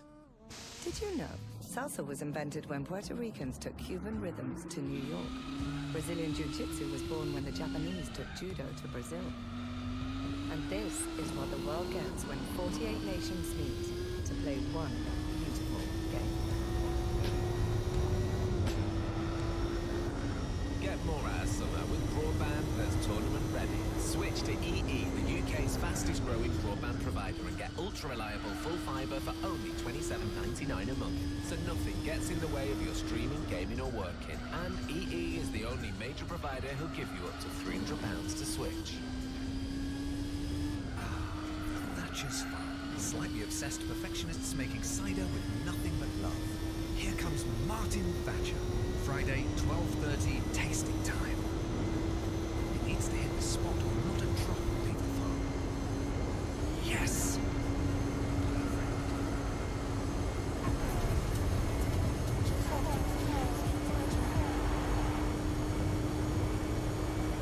Before we went to the break, Martin Brundle was asking where has the McLaren pace gone, especially Oscar Piastri. Well, let's try and answer that and take a look at his lap here from Q2. First second of the lap looks okay, using lots of width there. Doesn't look like he quite carried the same amount of speed around turn 3 as we've seen from some other people. Now, at turn 4, I think he would have picked up a little bit of turbulent air coming off that car in front of him, even though it did stay to the right. As they came around the corner, he would have just cost himself a little bit of time. Into 5, Piastri chooses to really decelerate the car, feeling like he needs an extra downshift to A, get the turbo spinning, get it charged up the battery, but also I think to rotate the car. 7, the front end doesn't quite bite into the apex, as well as we've seen the Mercedes, or certainly the Ferrari, which looks very good through turn 7. Up through 9 looks okay.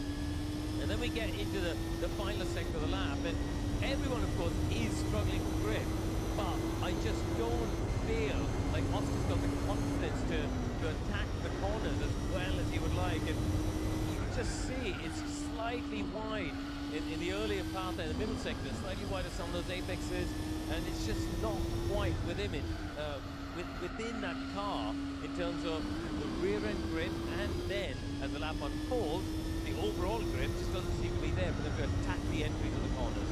Back to you. Thanks, Brew.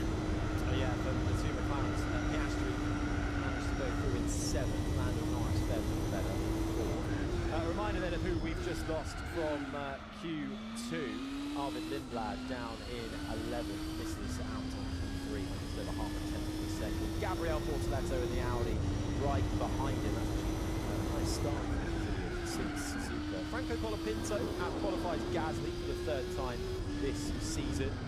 Gasly down in P14. Ollie Behrman in P15 has still not having a P3 appearance in Barcelona since 2023. And Carlos Sainz down in 16th, rather out of the woes this weekend. Either side, all Alonso at their home circuit. Top 6 recovered by quarter of a second. March, Lando Norris in 4th, as I was saying, where's McLaren's place? They were actually 1/4 of a second off being fastest, but it matters in Formula 1, it matters around here, so it's doable. We've got the usual suspects up there now. 2 O's, 2 McLarens, and 2 Red Bulls.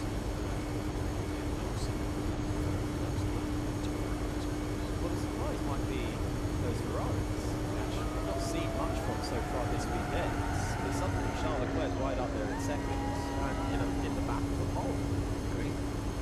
Yeah, they're right in there. So, I think we've got at least a 6-way shootout for pole, if not 7. And you're going to want to stay tuned for this one as the clock comes on. The green lights illuminates at the end of the pit lane. No mad rush to get out on track. 10 cars will take to the session. We'll have those 2 Mercedes of Russell and Antonelli, the 2 Ferraris of Leclerc and Hamilton, the sole remaining Audi of Nico Hülkenberg, his first Q3 of the year.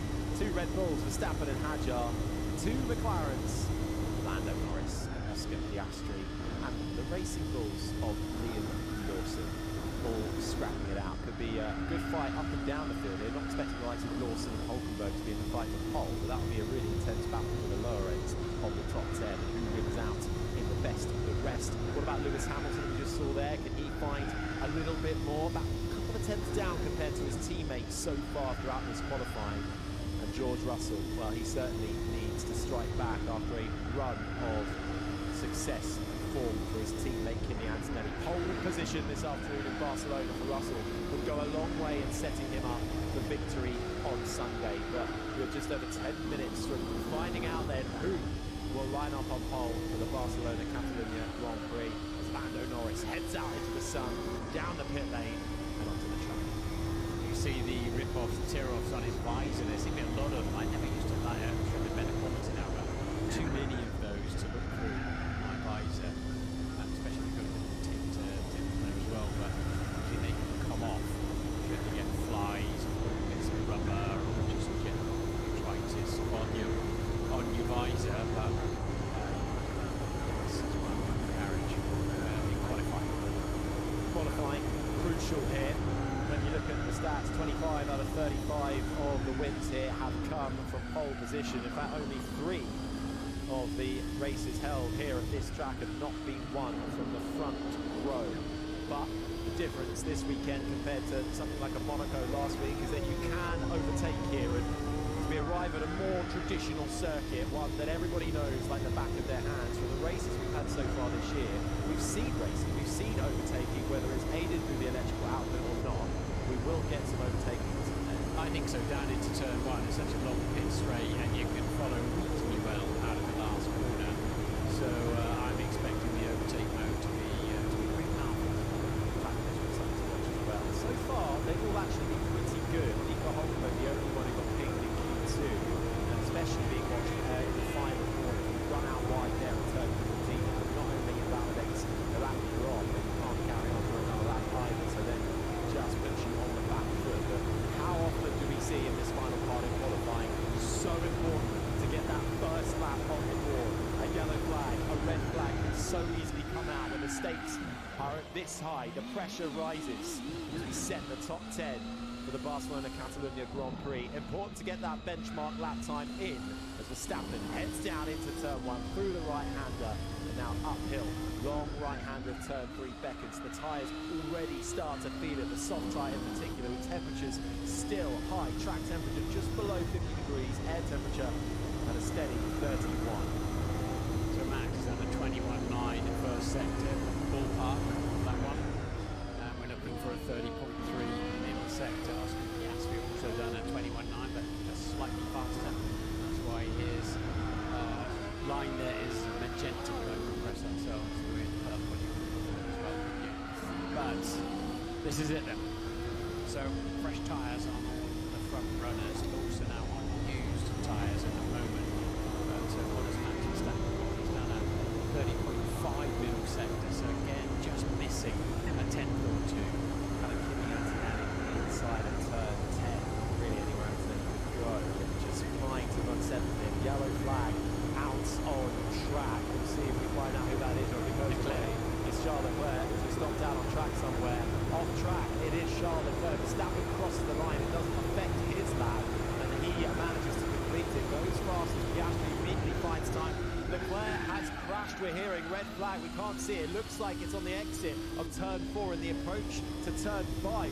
Piastri just got through, and there is the damage for Charles Leclerc. A crash in Monaco on Sunday, a crash a week later in Barcelona on a Saturday, and that is a heavy crash to the front wing. It's gone, rooted in the gravel, out of the car and out of the session. Medical car deployed, meaning he's hit the wall at greater than 25 G. And that's an unusual place to go off. Quite so early in the corner, quite so hard. We'll have a look at that, but that's a huge impact there for Charles Leclerc. Piastri crept over the line, so did Verstappen. Norris did not. So, as a set of tyres wasted, here we go.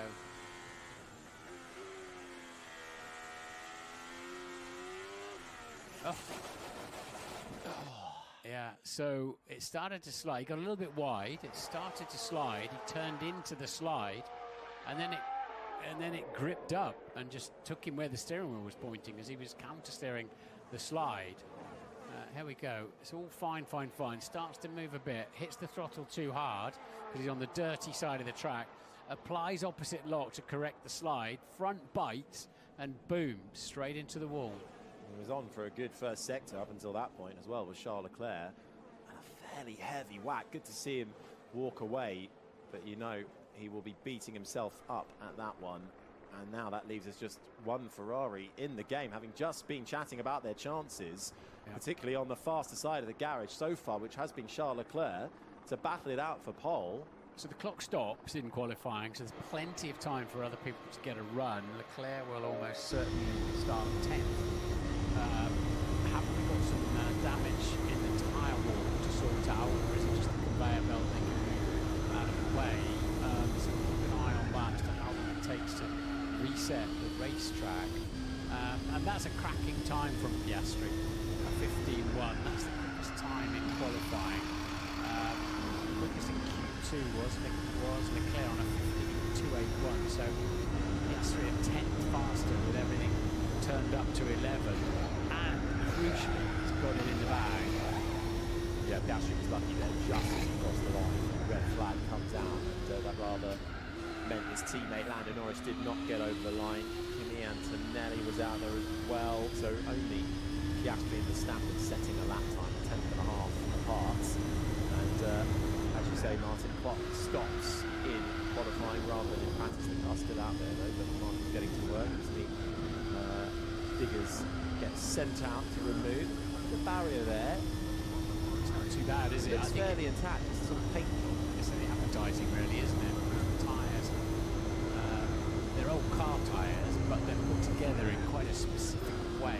It's not quite as agricultural as it seems. Those tyre barriers with the conveyor belt in front. Ted, what have you got for us? Oh, Martin, I'm right next to Ferrari. The gap, I don't know if you can see out the commentary box, the gap that I'm in, right next to the Ferrari garage. Hamilton inside the garage, just getting on with it. And I'm looking across to Fred Vasseur, talking to Matteo Tognoli and Diego Ioverno, the top guys next to him on the Ferrari pit wall. They can barely believe it. Hamilton's been going well, but Leclerc has clearly been the quicker Ferrari so far, not only, well, in Q2, not in Q1, of course Lewis was quickest in Q1, but in Q2 and in free practice 3, Leclerc was quicker, so they can barely believe, maybe just high on confidence, just wanting to keep the throttle planted, and yeah, as you say, ambition overtook adhesion, and off, so they can barely believe it on Leclerc's side of the garage. I think you can see on your pictures now, but Hamilton in there, ready to go again, but yeah, let's see what they can rescue from this. Possibly could have been pole position, that's how high they were. Charles has crashed a bit over the course of time in Sauber and the Ferrari because he's always on the limit, pays off handsomely sometimes, but it kind of started to go wrong, back end sliding, and you know, he tried to power his way through it and give it a lot of throttle. And now he's onto the slightly dirtier side of the track. There hasn't had anybody out there unless they're on their way to an accident. And that was it. Yeah. Say you can stay, you turn into the slide just like you would do on an icy road, basically. And as soon as the front tyres found some purchase, he went off in that direction. The steering wheel was pointing left, and that's where it went. Assuming that well, everybody gets out and does a quicker lap time, which they will, but hasn't got one, will drop down to 10, and if there's no penalties or repair jobs needed, sort of start there. But from what we've seen over the course of the last couple of races, that advantage that Ferrari have with their quick start seems to have been negated now, and it's not as strong as it once was, so he'll have to fight his way up through the pack. When you rip the wishbones off on the front suspension like that, it can damage the chassis. They make it very strong now. The nose is designed to crumple up like that, so hopefully it doesn't need a chassis. Let's see.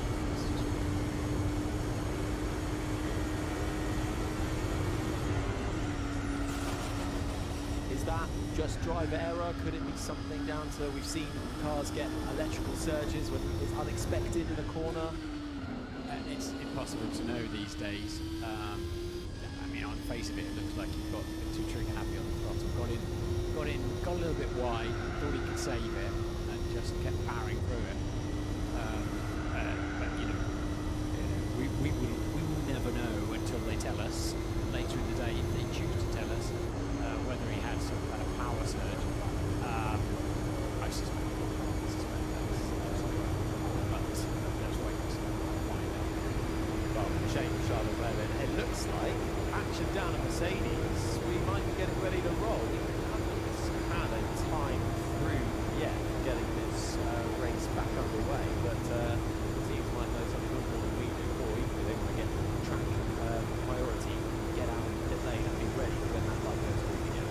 You're also concerned when you have that kind of impact, when there's any shock loading that goes through the power unit, the transmission, or anything else on the car. But that's a concern when you've had a shunt of that magnitude. Right, well, still waiting for a time, but I think we're imminent. Before we do, I think we can head down to Caroons at the Skypad. Thanks, Harry. I thought I'd just pull up the onboard side by side to see the differences. The one on the right is the lap where Leclerc crashed. One on the left is his previous one. And there is a difference in the line. Just watch as he goes in. So the one on the right, he's gone in a bit tighter, you can see. So he's gone in a bit earlier into the apex. Tighter entry means, as Martin well knows, at this stage now he's understeering off. Look at it, it's quite different, the line. The one there is sort of on that line, whereas now he's heading there. So it's because he's turned in a bit earlier, he's then got this push and this understeer. That's put him out onto the dirtier part of the track. And then as he's picked the power up, it's lost, it's snapped the oversteer there. So let's go back. Even on the one on the left, you can see he's got a snap, but he corrects it. But because he's on the cleaner side of the track, it's okay. Go back and forth a little bit to show you. Let me know if you do have a start time, and then I'll stop talking. But quite clearly, if you look at where he is here, relative to the edge of the track, Leclerc is further out on the lap that he's crashed, and that's what's happened. Is the rear left tyre, I think, is on the dusty part. So when he's put the power down, look, in both of these sort of freeze frames, he's starting to get the oversteer.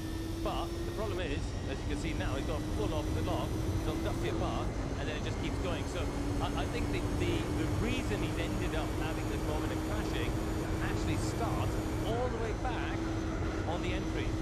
And that is where the difference is. You just look at the angle there, that shallower entry has led to him being slightly offline. So when he picks up the power, he's gone off and hit the barrier. I'll throw it back to you because I do believe you're the start time. Yeah, thanks, Caroon. We'll get going in about 2 minutes. 20 seconds to be precise. They're all out there in the pit lane. Bar Charles Leclerc, as you see, takes a slightly different approach to the corner.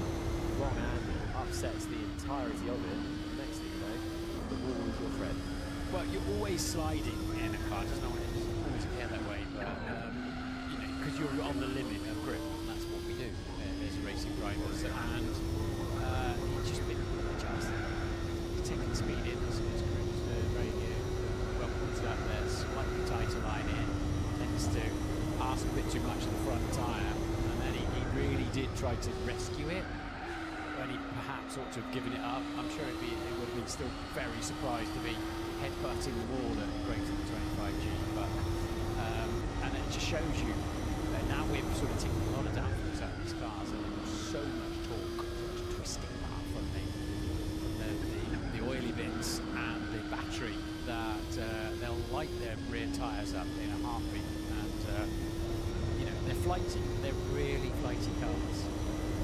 How much though does this upset the rhythm of the remaining drivers? I think two were able to get a lap time in before we got the red flag. Oscar Piastri and Max Verstappen. Piastri quickest with a 1:15.176, a couple of tenths clear of Max Verstappen. George Russell has looked incredibly quick consistently throughout the weekend, but to get this session restarted, well, with 9 cars out on track, all wanting to get a lap time in, all wanting to find space on the board, you can certainly open himself up to more mistakes, more yellow flags, more red flags, and yet more of your momentum halting.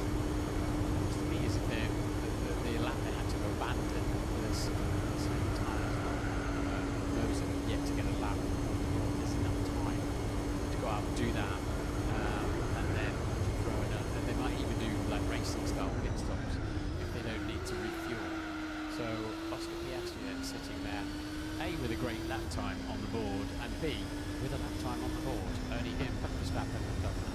Well, we're only saying how important it is to get that benchmark time, and he's still sat in his garage, so he's not in a rush to get out there. As we will get the green line on at the end of the pit lane. Ted. There was a change of plan on the other side of the Ferrari garage with the one remaining car of Lewis Hamilton, the 7-time world champion. They had fitted the last set of new softs and kept him in the garage while everybody else, the Red Bulls and Mercedes, who were queuing at the end of the pit lane. And then something changed, whether Lewis said, no, I tell you what, let's do the same as everybody else. Let's go out on the set we've already lightly used, do that, come in, do the racing pit stop, and then go out again. They changed their mind and are now doing what everybody else is doing. So they think they can get a banker in and then see if they can get it further up. The problem is that you've done your out lap and your prep, and somebody like Lando Norris was literally staring at the finish line when his lap had to be thrown away with the red flag. So, and then you do a very slow in lap, but you've done the 9 miles I was talking about earlier on. You've taken the tyres up to their peak grip and temperature, so you've already had the life taken out of those tyres. But there's enough time to get a banker lap on, not just wasting those tyres. And by the way, the fact that Leclerc is out, of course, that doesn't mean they can just throw his tyres on Hamilton's car. It just doesn't work like that. Right, cars out on track then. The two Mercedes, George Russell and Kimi Antonelli. Antonelli, who missed out on FP1, we had the rookie drivers. Has that put him a little bit off colour throughout the rest of the weekend? Wasn't very happy in final practice either. Couldn't get his final run in. Complaining of traffic throughout the lap. That his engineer, Pete Wellington, having to have a bit of a stern word with him over the radio. But here we go then, with just over 6.5 minutes on the clock. Antonelli making his way through turn 3 now and approaching the corner where we saw Leclerc find the barrier. 22.0 for Antonelli. An okay time for the first sector, but he is on those sort of half-used tyres, shall we call them.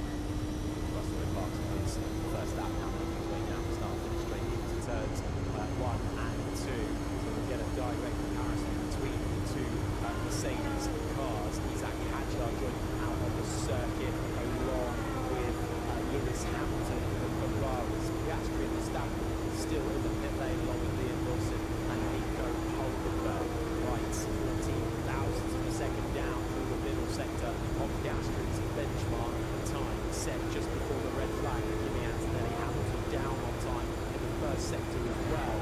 Hasn't looked as quick as his teammate in the last part of qualifying, but now all hopes are on that sole remaining Ferrari of Hamilton. Kimi Antonelli's Mercedes will cross the line first. It's third behind Max Verstappen as Russell flies through the middle sector.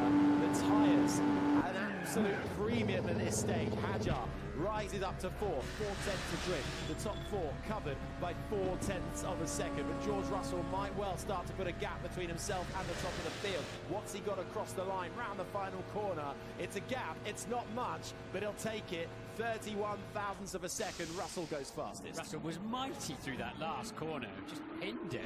And Hamilton now drives for the line for his first attempt on those recycled tyres, and it's a 15.7.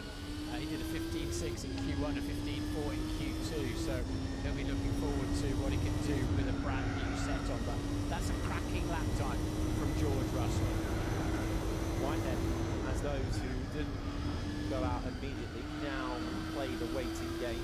Norris, Lawson, Hulkenberg, Piastri. They could find a little bit more time. Track evolution, very notable here. But the tyre degradation also notable. Intense around this circuit, the temperatures we've experienced so far. But George Russell looking for a third pole position this season. The beginning of a fight back in the Drivers' Championship. A long points deficit to overcome. Now down third in the Drivers' Championship. 68 points adrift behind Hamilton and the Ferrari second. Kimi Antonelli leading the way. I mean, Norris had taken probably more than anybody else out of those tyres without getting a lap time on that first run due to the red flag. But he's just gone out benchmark down.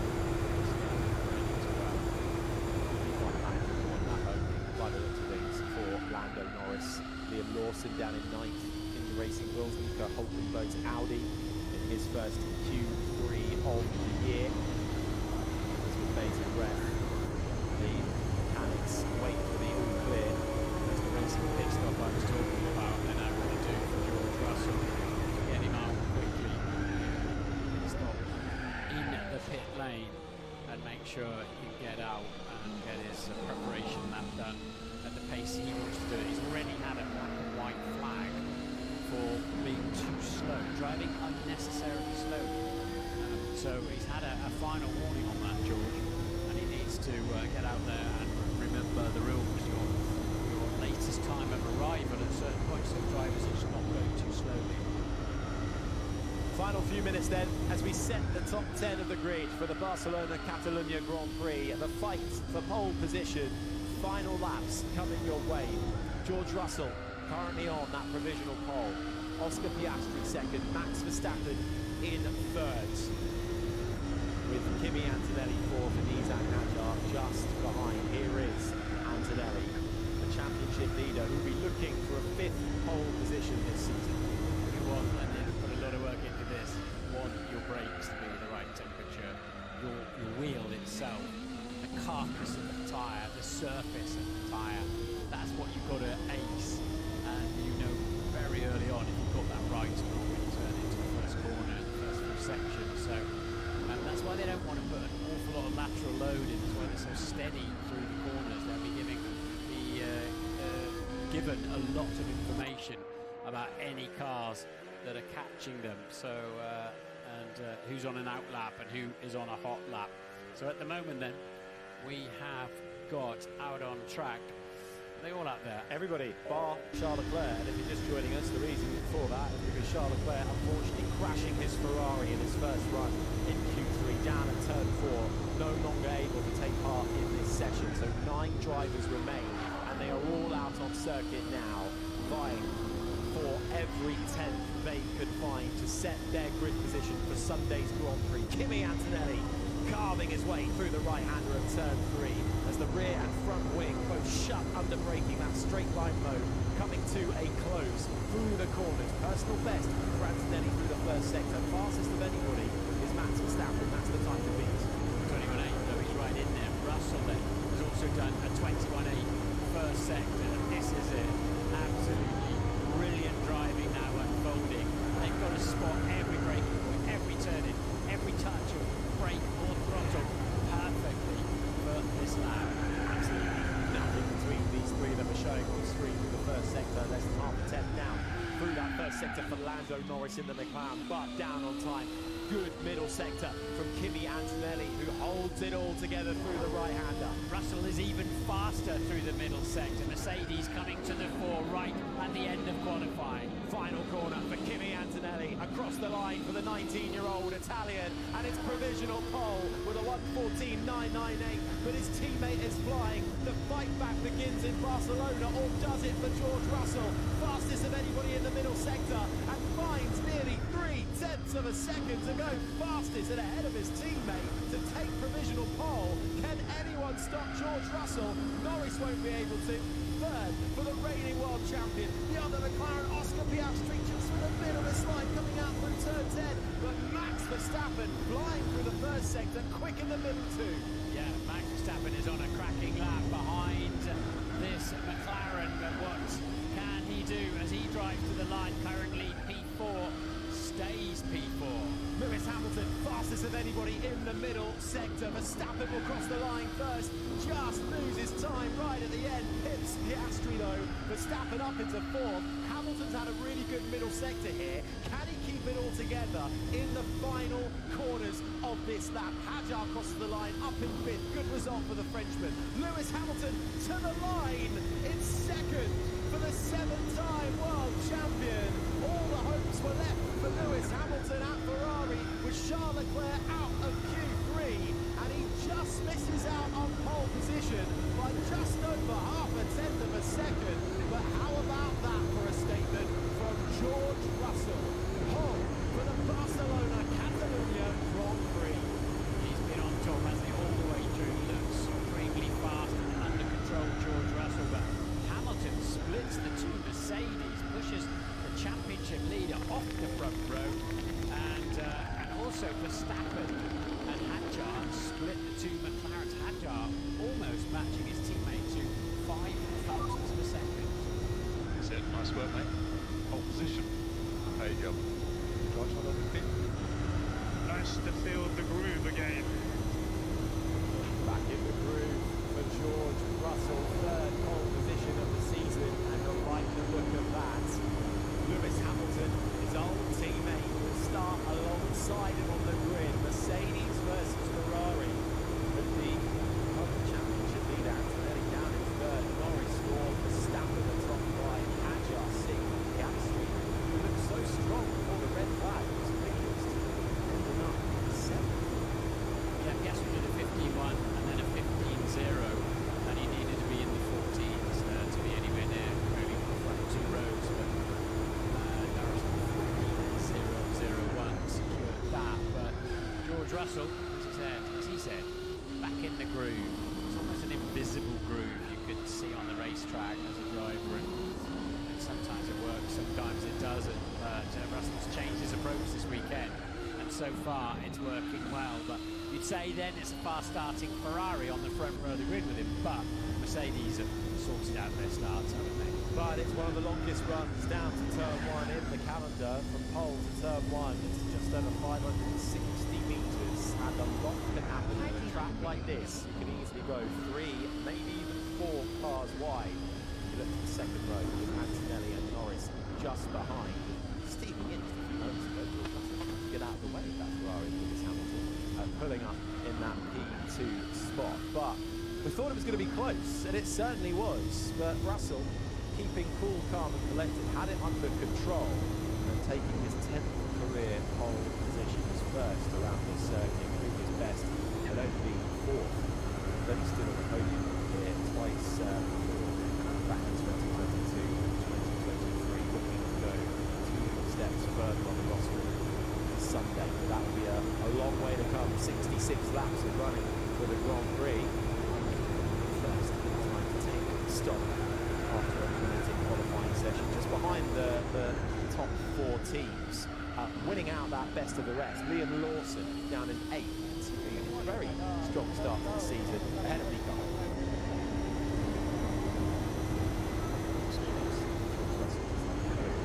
Chat with Lewis Hamilton down there.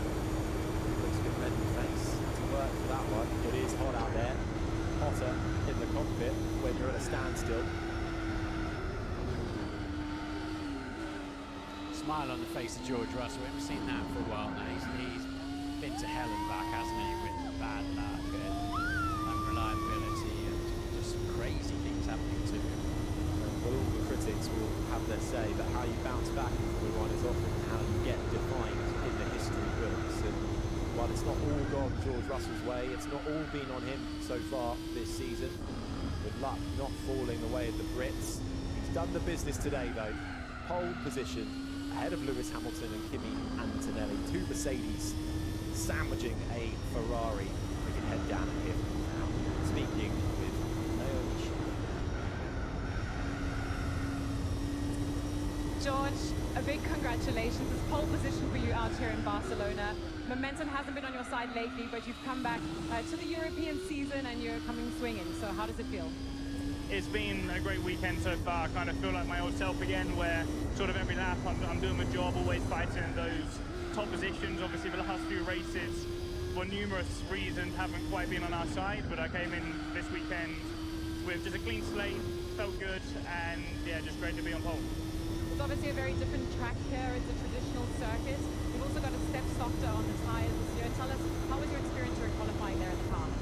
Yeah, I think it's going to be an interesting race tomorrow. You know, Lewis did an amazing job to get up there. I think that was a real surprise. We thought the fight was with ourselves and McLaren, and then Lewis has been really quick all this session. So I'm sure there's going to be a fight on our hands. Obviously, Kimi's been doing an amazing job. So tomorrow is not going to be easy from every standpoint, but I feel ready. Kimi, just coming over to you. Congratulations, it's P3 here. This is actually the first time this season you've qualified not on the front row, so that just goes to show how well your season's gone so far. But tell us how it was in the car for you out there. Yeah, it's been a little bit of a difficult weekend so far for me. Didn't really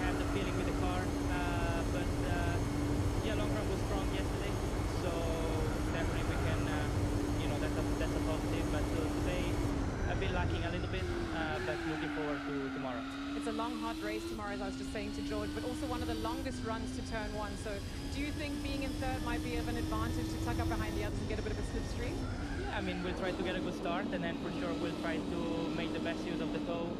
Also, without using, we won't use any SM, so definitely the slipstream is going to be even stronger. So yeah, now obviously a lot of work to do in order to be ready for tomorrow. Fantastic. Lewis, coming over to you, congratulations. It's P2 for you, so front row start, which just goes to continue another great run of form. So tell us about how this weekend has gone so far for you and how it was out there for you in the car. Are you speaking South African to me? I mean, English with a South African accent, I can't guess. hear, no, I can't hear anything, so I hear. I'd love to come over, but I this think way. the cameras are going to have to follow me. We've got a great crowd here, by the way. Always, the weather's incredible out here in Barcelona, so gracias. It feels great to be up here with them. Honestly, this weekend's been so difficult. Missing P1 was... Normally it's okay to miss P1, but it had a huge offset, so every time we went to P2, I was just over a second off, and then we just didn't feel quite comfortable and up to it. And these tyres only last one lap, right? So you only have 2 shots at it in each session. And even if you do a cool down lap and go again, the car balance is completely off, so it's not a good reference.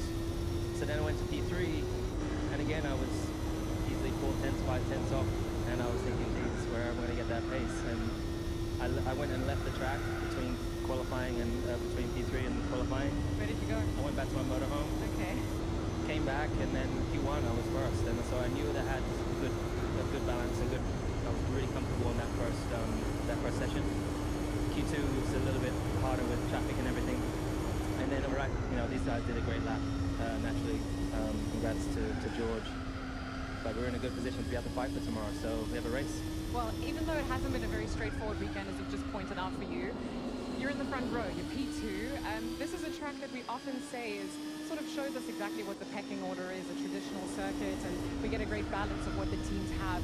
Would you say, even though we've seen you up here quite a few times lately, that this is the true position of where Ferrari is at, ready to take on Mercedes every time? But again, I think all weekend we've been kind of like 4/10 off these guys, and so we really, even with the upgrade, we thought that maybe that's where we were. So, but for us to be that close, less than a tenth between us, shows it's a real showing of the hard work that everyone at the factory's done to bring these upgrades to this track. And so big thank you to everyone back in Maranello. And yeah, we just got to keep pushing, keep pushing, keep developing.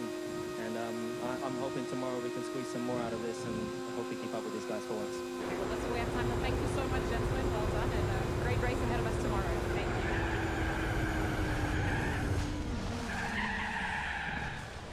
Congratulations then to George Russell, his 10th career pole, his first here. In fact, he hasn't started inside the top 3 here ever. So all smiles for George. Can he get his season back on track and convert that into a win tomorrow? It's certainly very open indeed. We've got all of this to enjoy on race day tomorrow.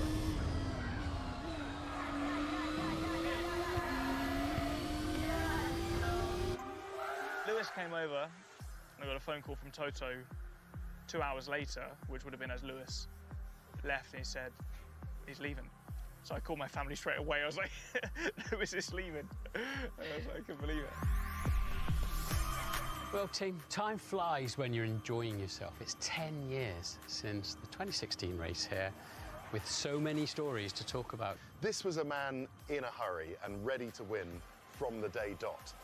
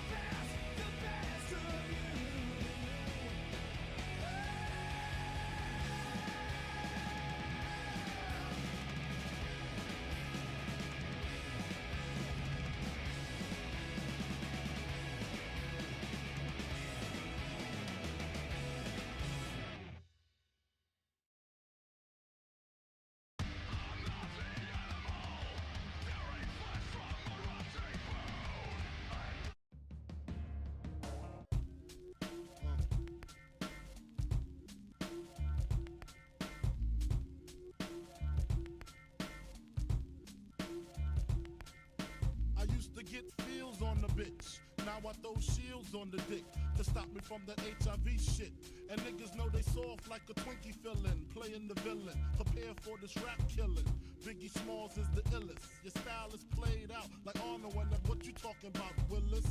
The thrill is gone. The black Frank White is here to excite. Throw dick to dice. Bitches are like I'm brainless. Guns are like I'm stainless steel. I want the fucking fortune like the wheel. I squeeze gats till my clips is empty. Don't tempt me. You don't want the Here fuck with I am, the I'll be empty. damned if this ain't some shit. Time to spread the butter lyrics over harmony grit. It's the mood killer death trap. Yes, I'm a jet black ninja. Coming where you rest at, surrender. Step inside the ring, use the #1 contender.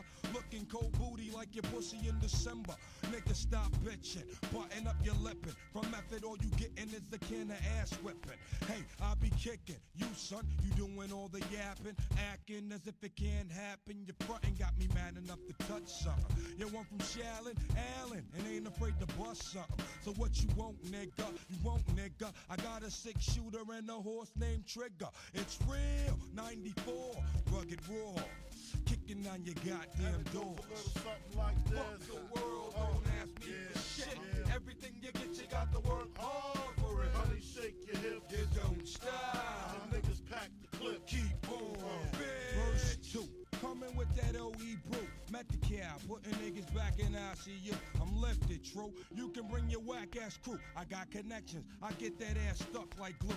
No question. I'll be coming down and shit. Yo, I get rugged as a motherfucking carpet get. And niggas love it. Not in the physical form, but in the mental. I spark and they cells get warm. I'm not a gentle man, I'm a method man. Baby, accept it. Utmost respected. Assume the position. Stop, look, and listen. I spit on your grave, then I grab my Charles Dickens. Welcome bitch. to my center. Honey's feeling deep in their placenta. Cold as the pole in the winter. Far from the inventor. Well, I got this rap shit sold. And when my Mac loads, I'm guaranteed another video. Ready to die while I act that way. Pop Duke left Mom Duke. The faggot took the back way. So instead of making hoes suck my dick up, I used to do stick up. Cause hoes is irritating like the hiccups. Excuse me, flows just grow through me. Like trees to branches, cliffs to avalanches. It's the praying mantis, deep like the mind of Farrakhan. A motherfucking rap phenomenon. Plus, I got more Glocks and text than you. I make it hot. Niggas won't even stand next to you. Nigga touch me, you better bust me 3 times in the head, or motherfuckers dead. You thought so? Fuck the world, don't ask me for shit. And everything you get, you got to work hard for it. Honey, shake your hips. You don't stop. And niggas pack the clip. Keep on. Fuck the world, don't ask me for shit. Everything you get, you got to work hard for it. Honey, shake the hips. You don't stop. And niggas pack the clip. Keep on. Big shit. Clip Fuck full you of want, effect. nigga. Bitches for the next guy. Nothing stylist and the livest Coming one. at My you borough raw, was thorough. Shallon, Allen. Recognize.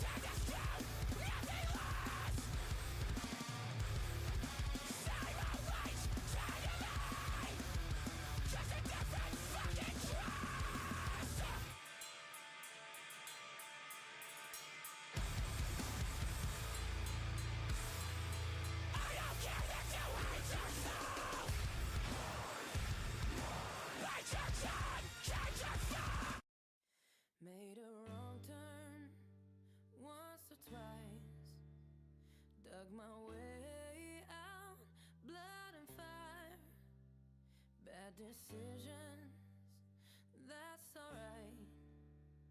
Welcome to my silly life. Mistreated, misplaced, misunderstood, knowing it's all good, it didn't slow me down.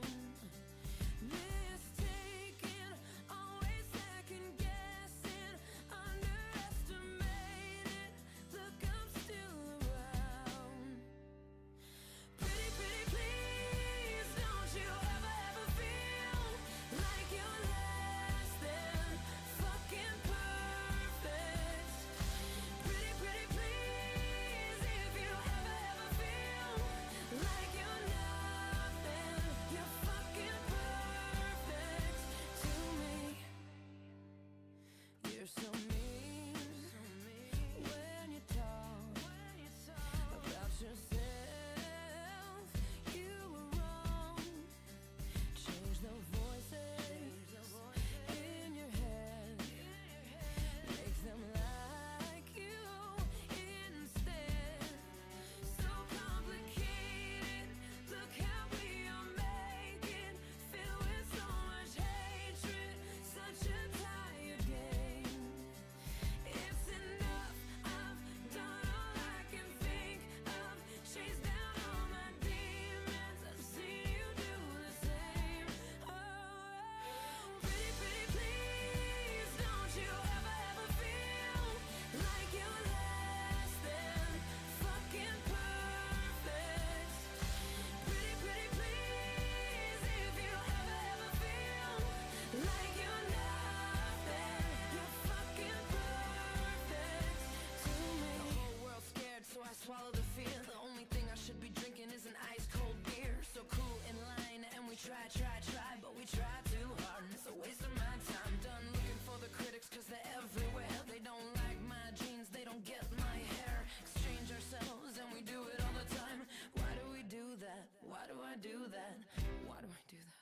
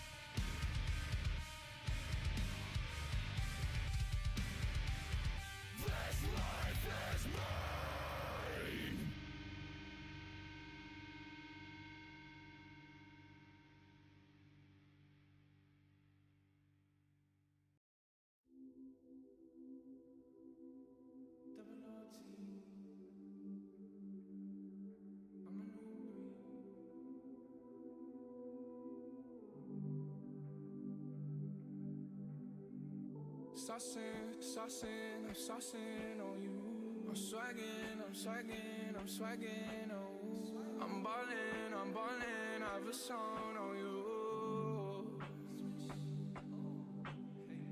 Watch out, oh watch out, oh watch out, yeah. I smash out, I smash out, I smash out, yeah. I'm spending on my fucking pay.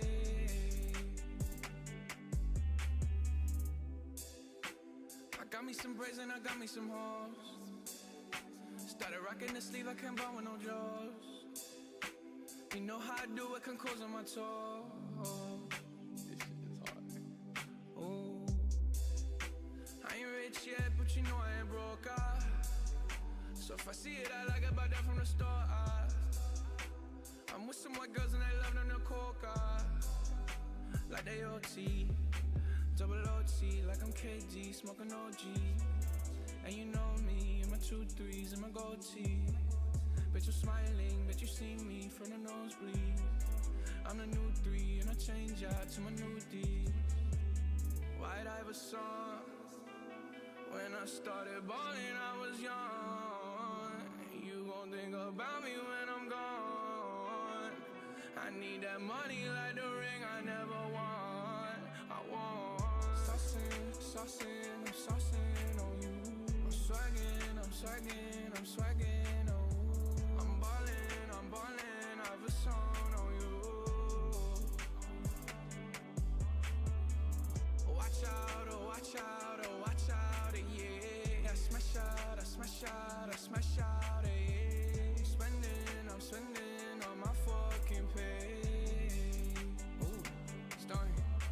Cigarettes in a hairband, commas in my hair, man. Slumped over like a dead man. Red and black by my bread, man. I'm the answer, never question.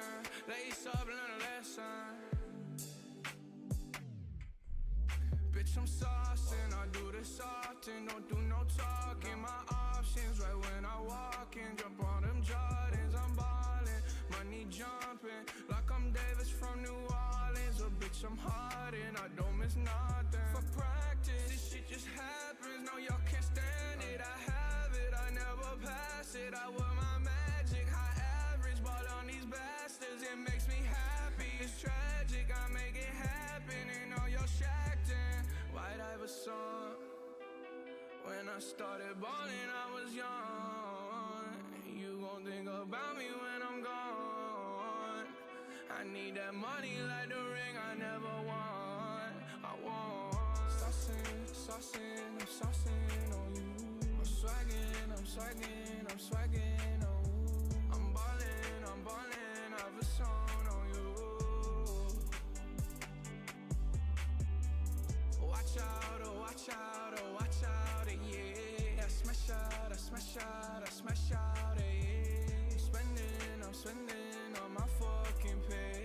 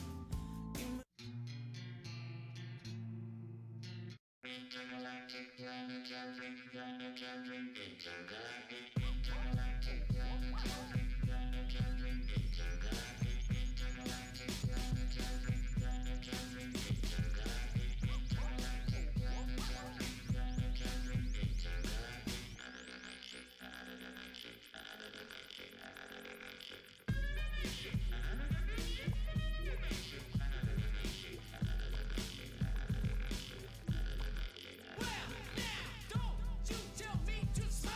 You stick around and make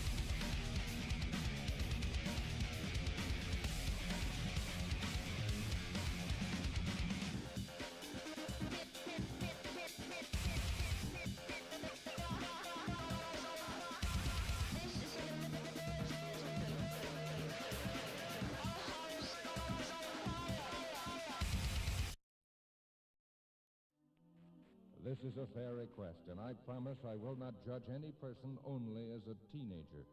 If you will constantly remind yourself that some of my generation judges people by their race, their belief, or the color of their skin, and that this is no more right than saying all teenagers are drunken dope addicts or glue sniffers.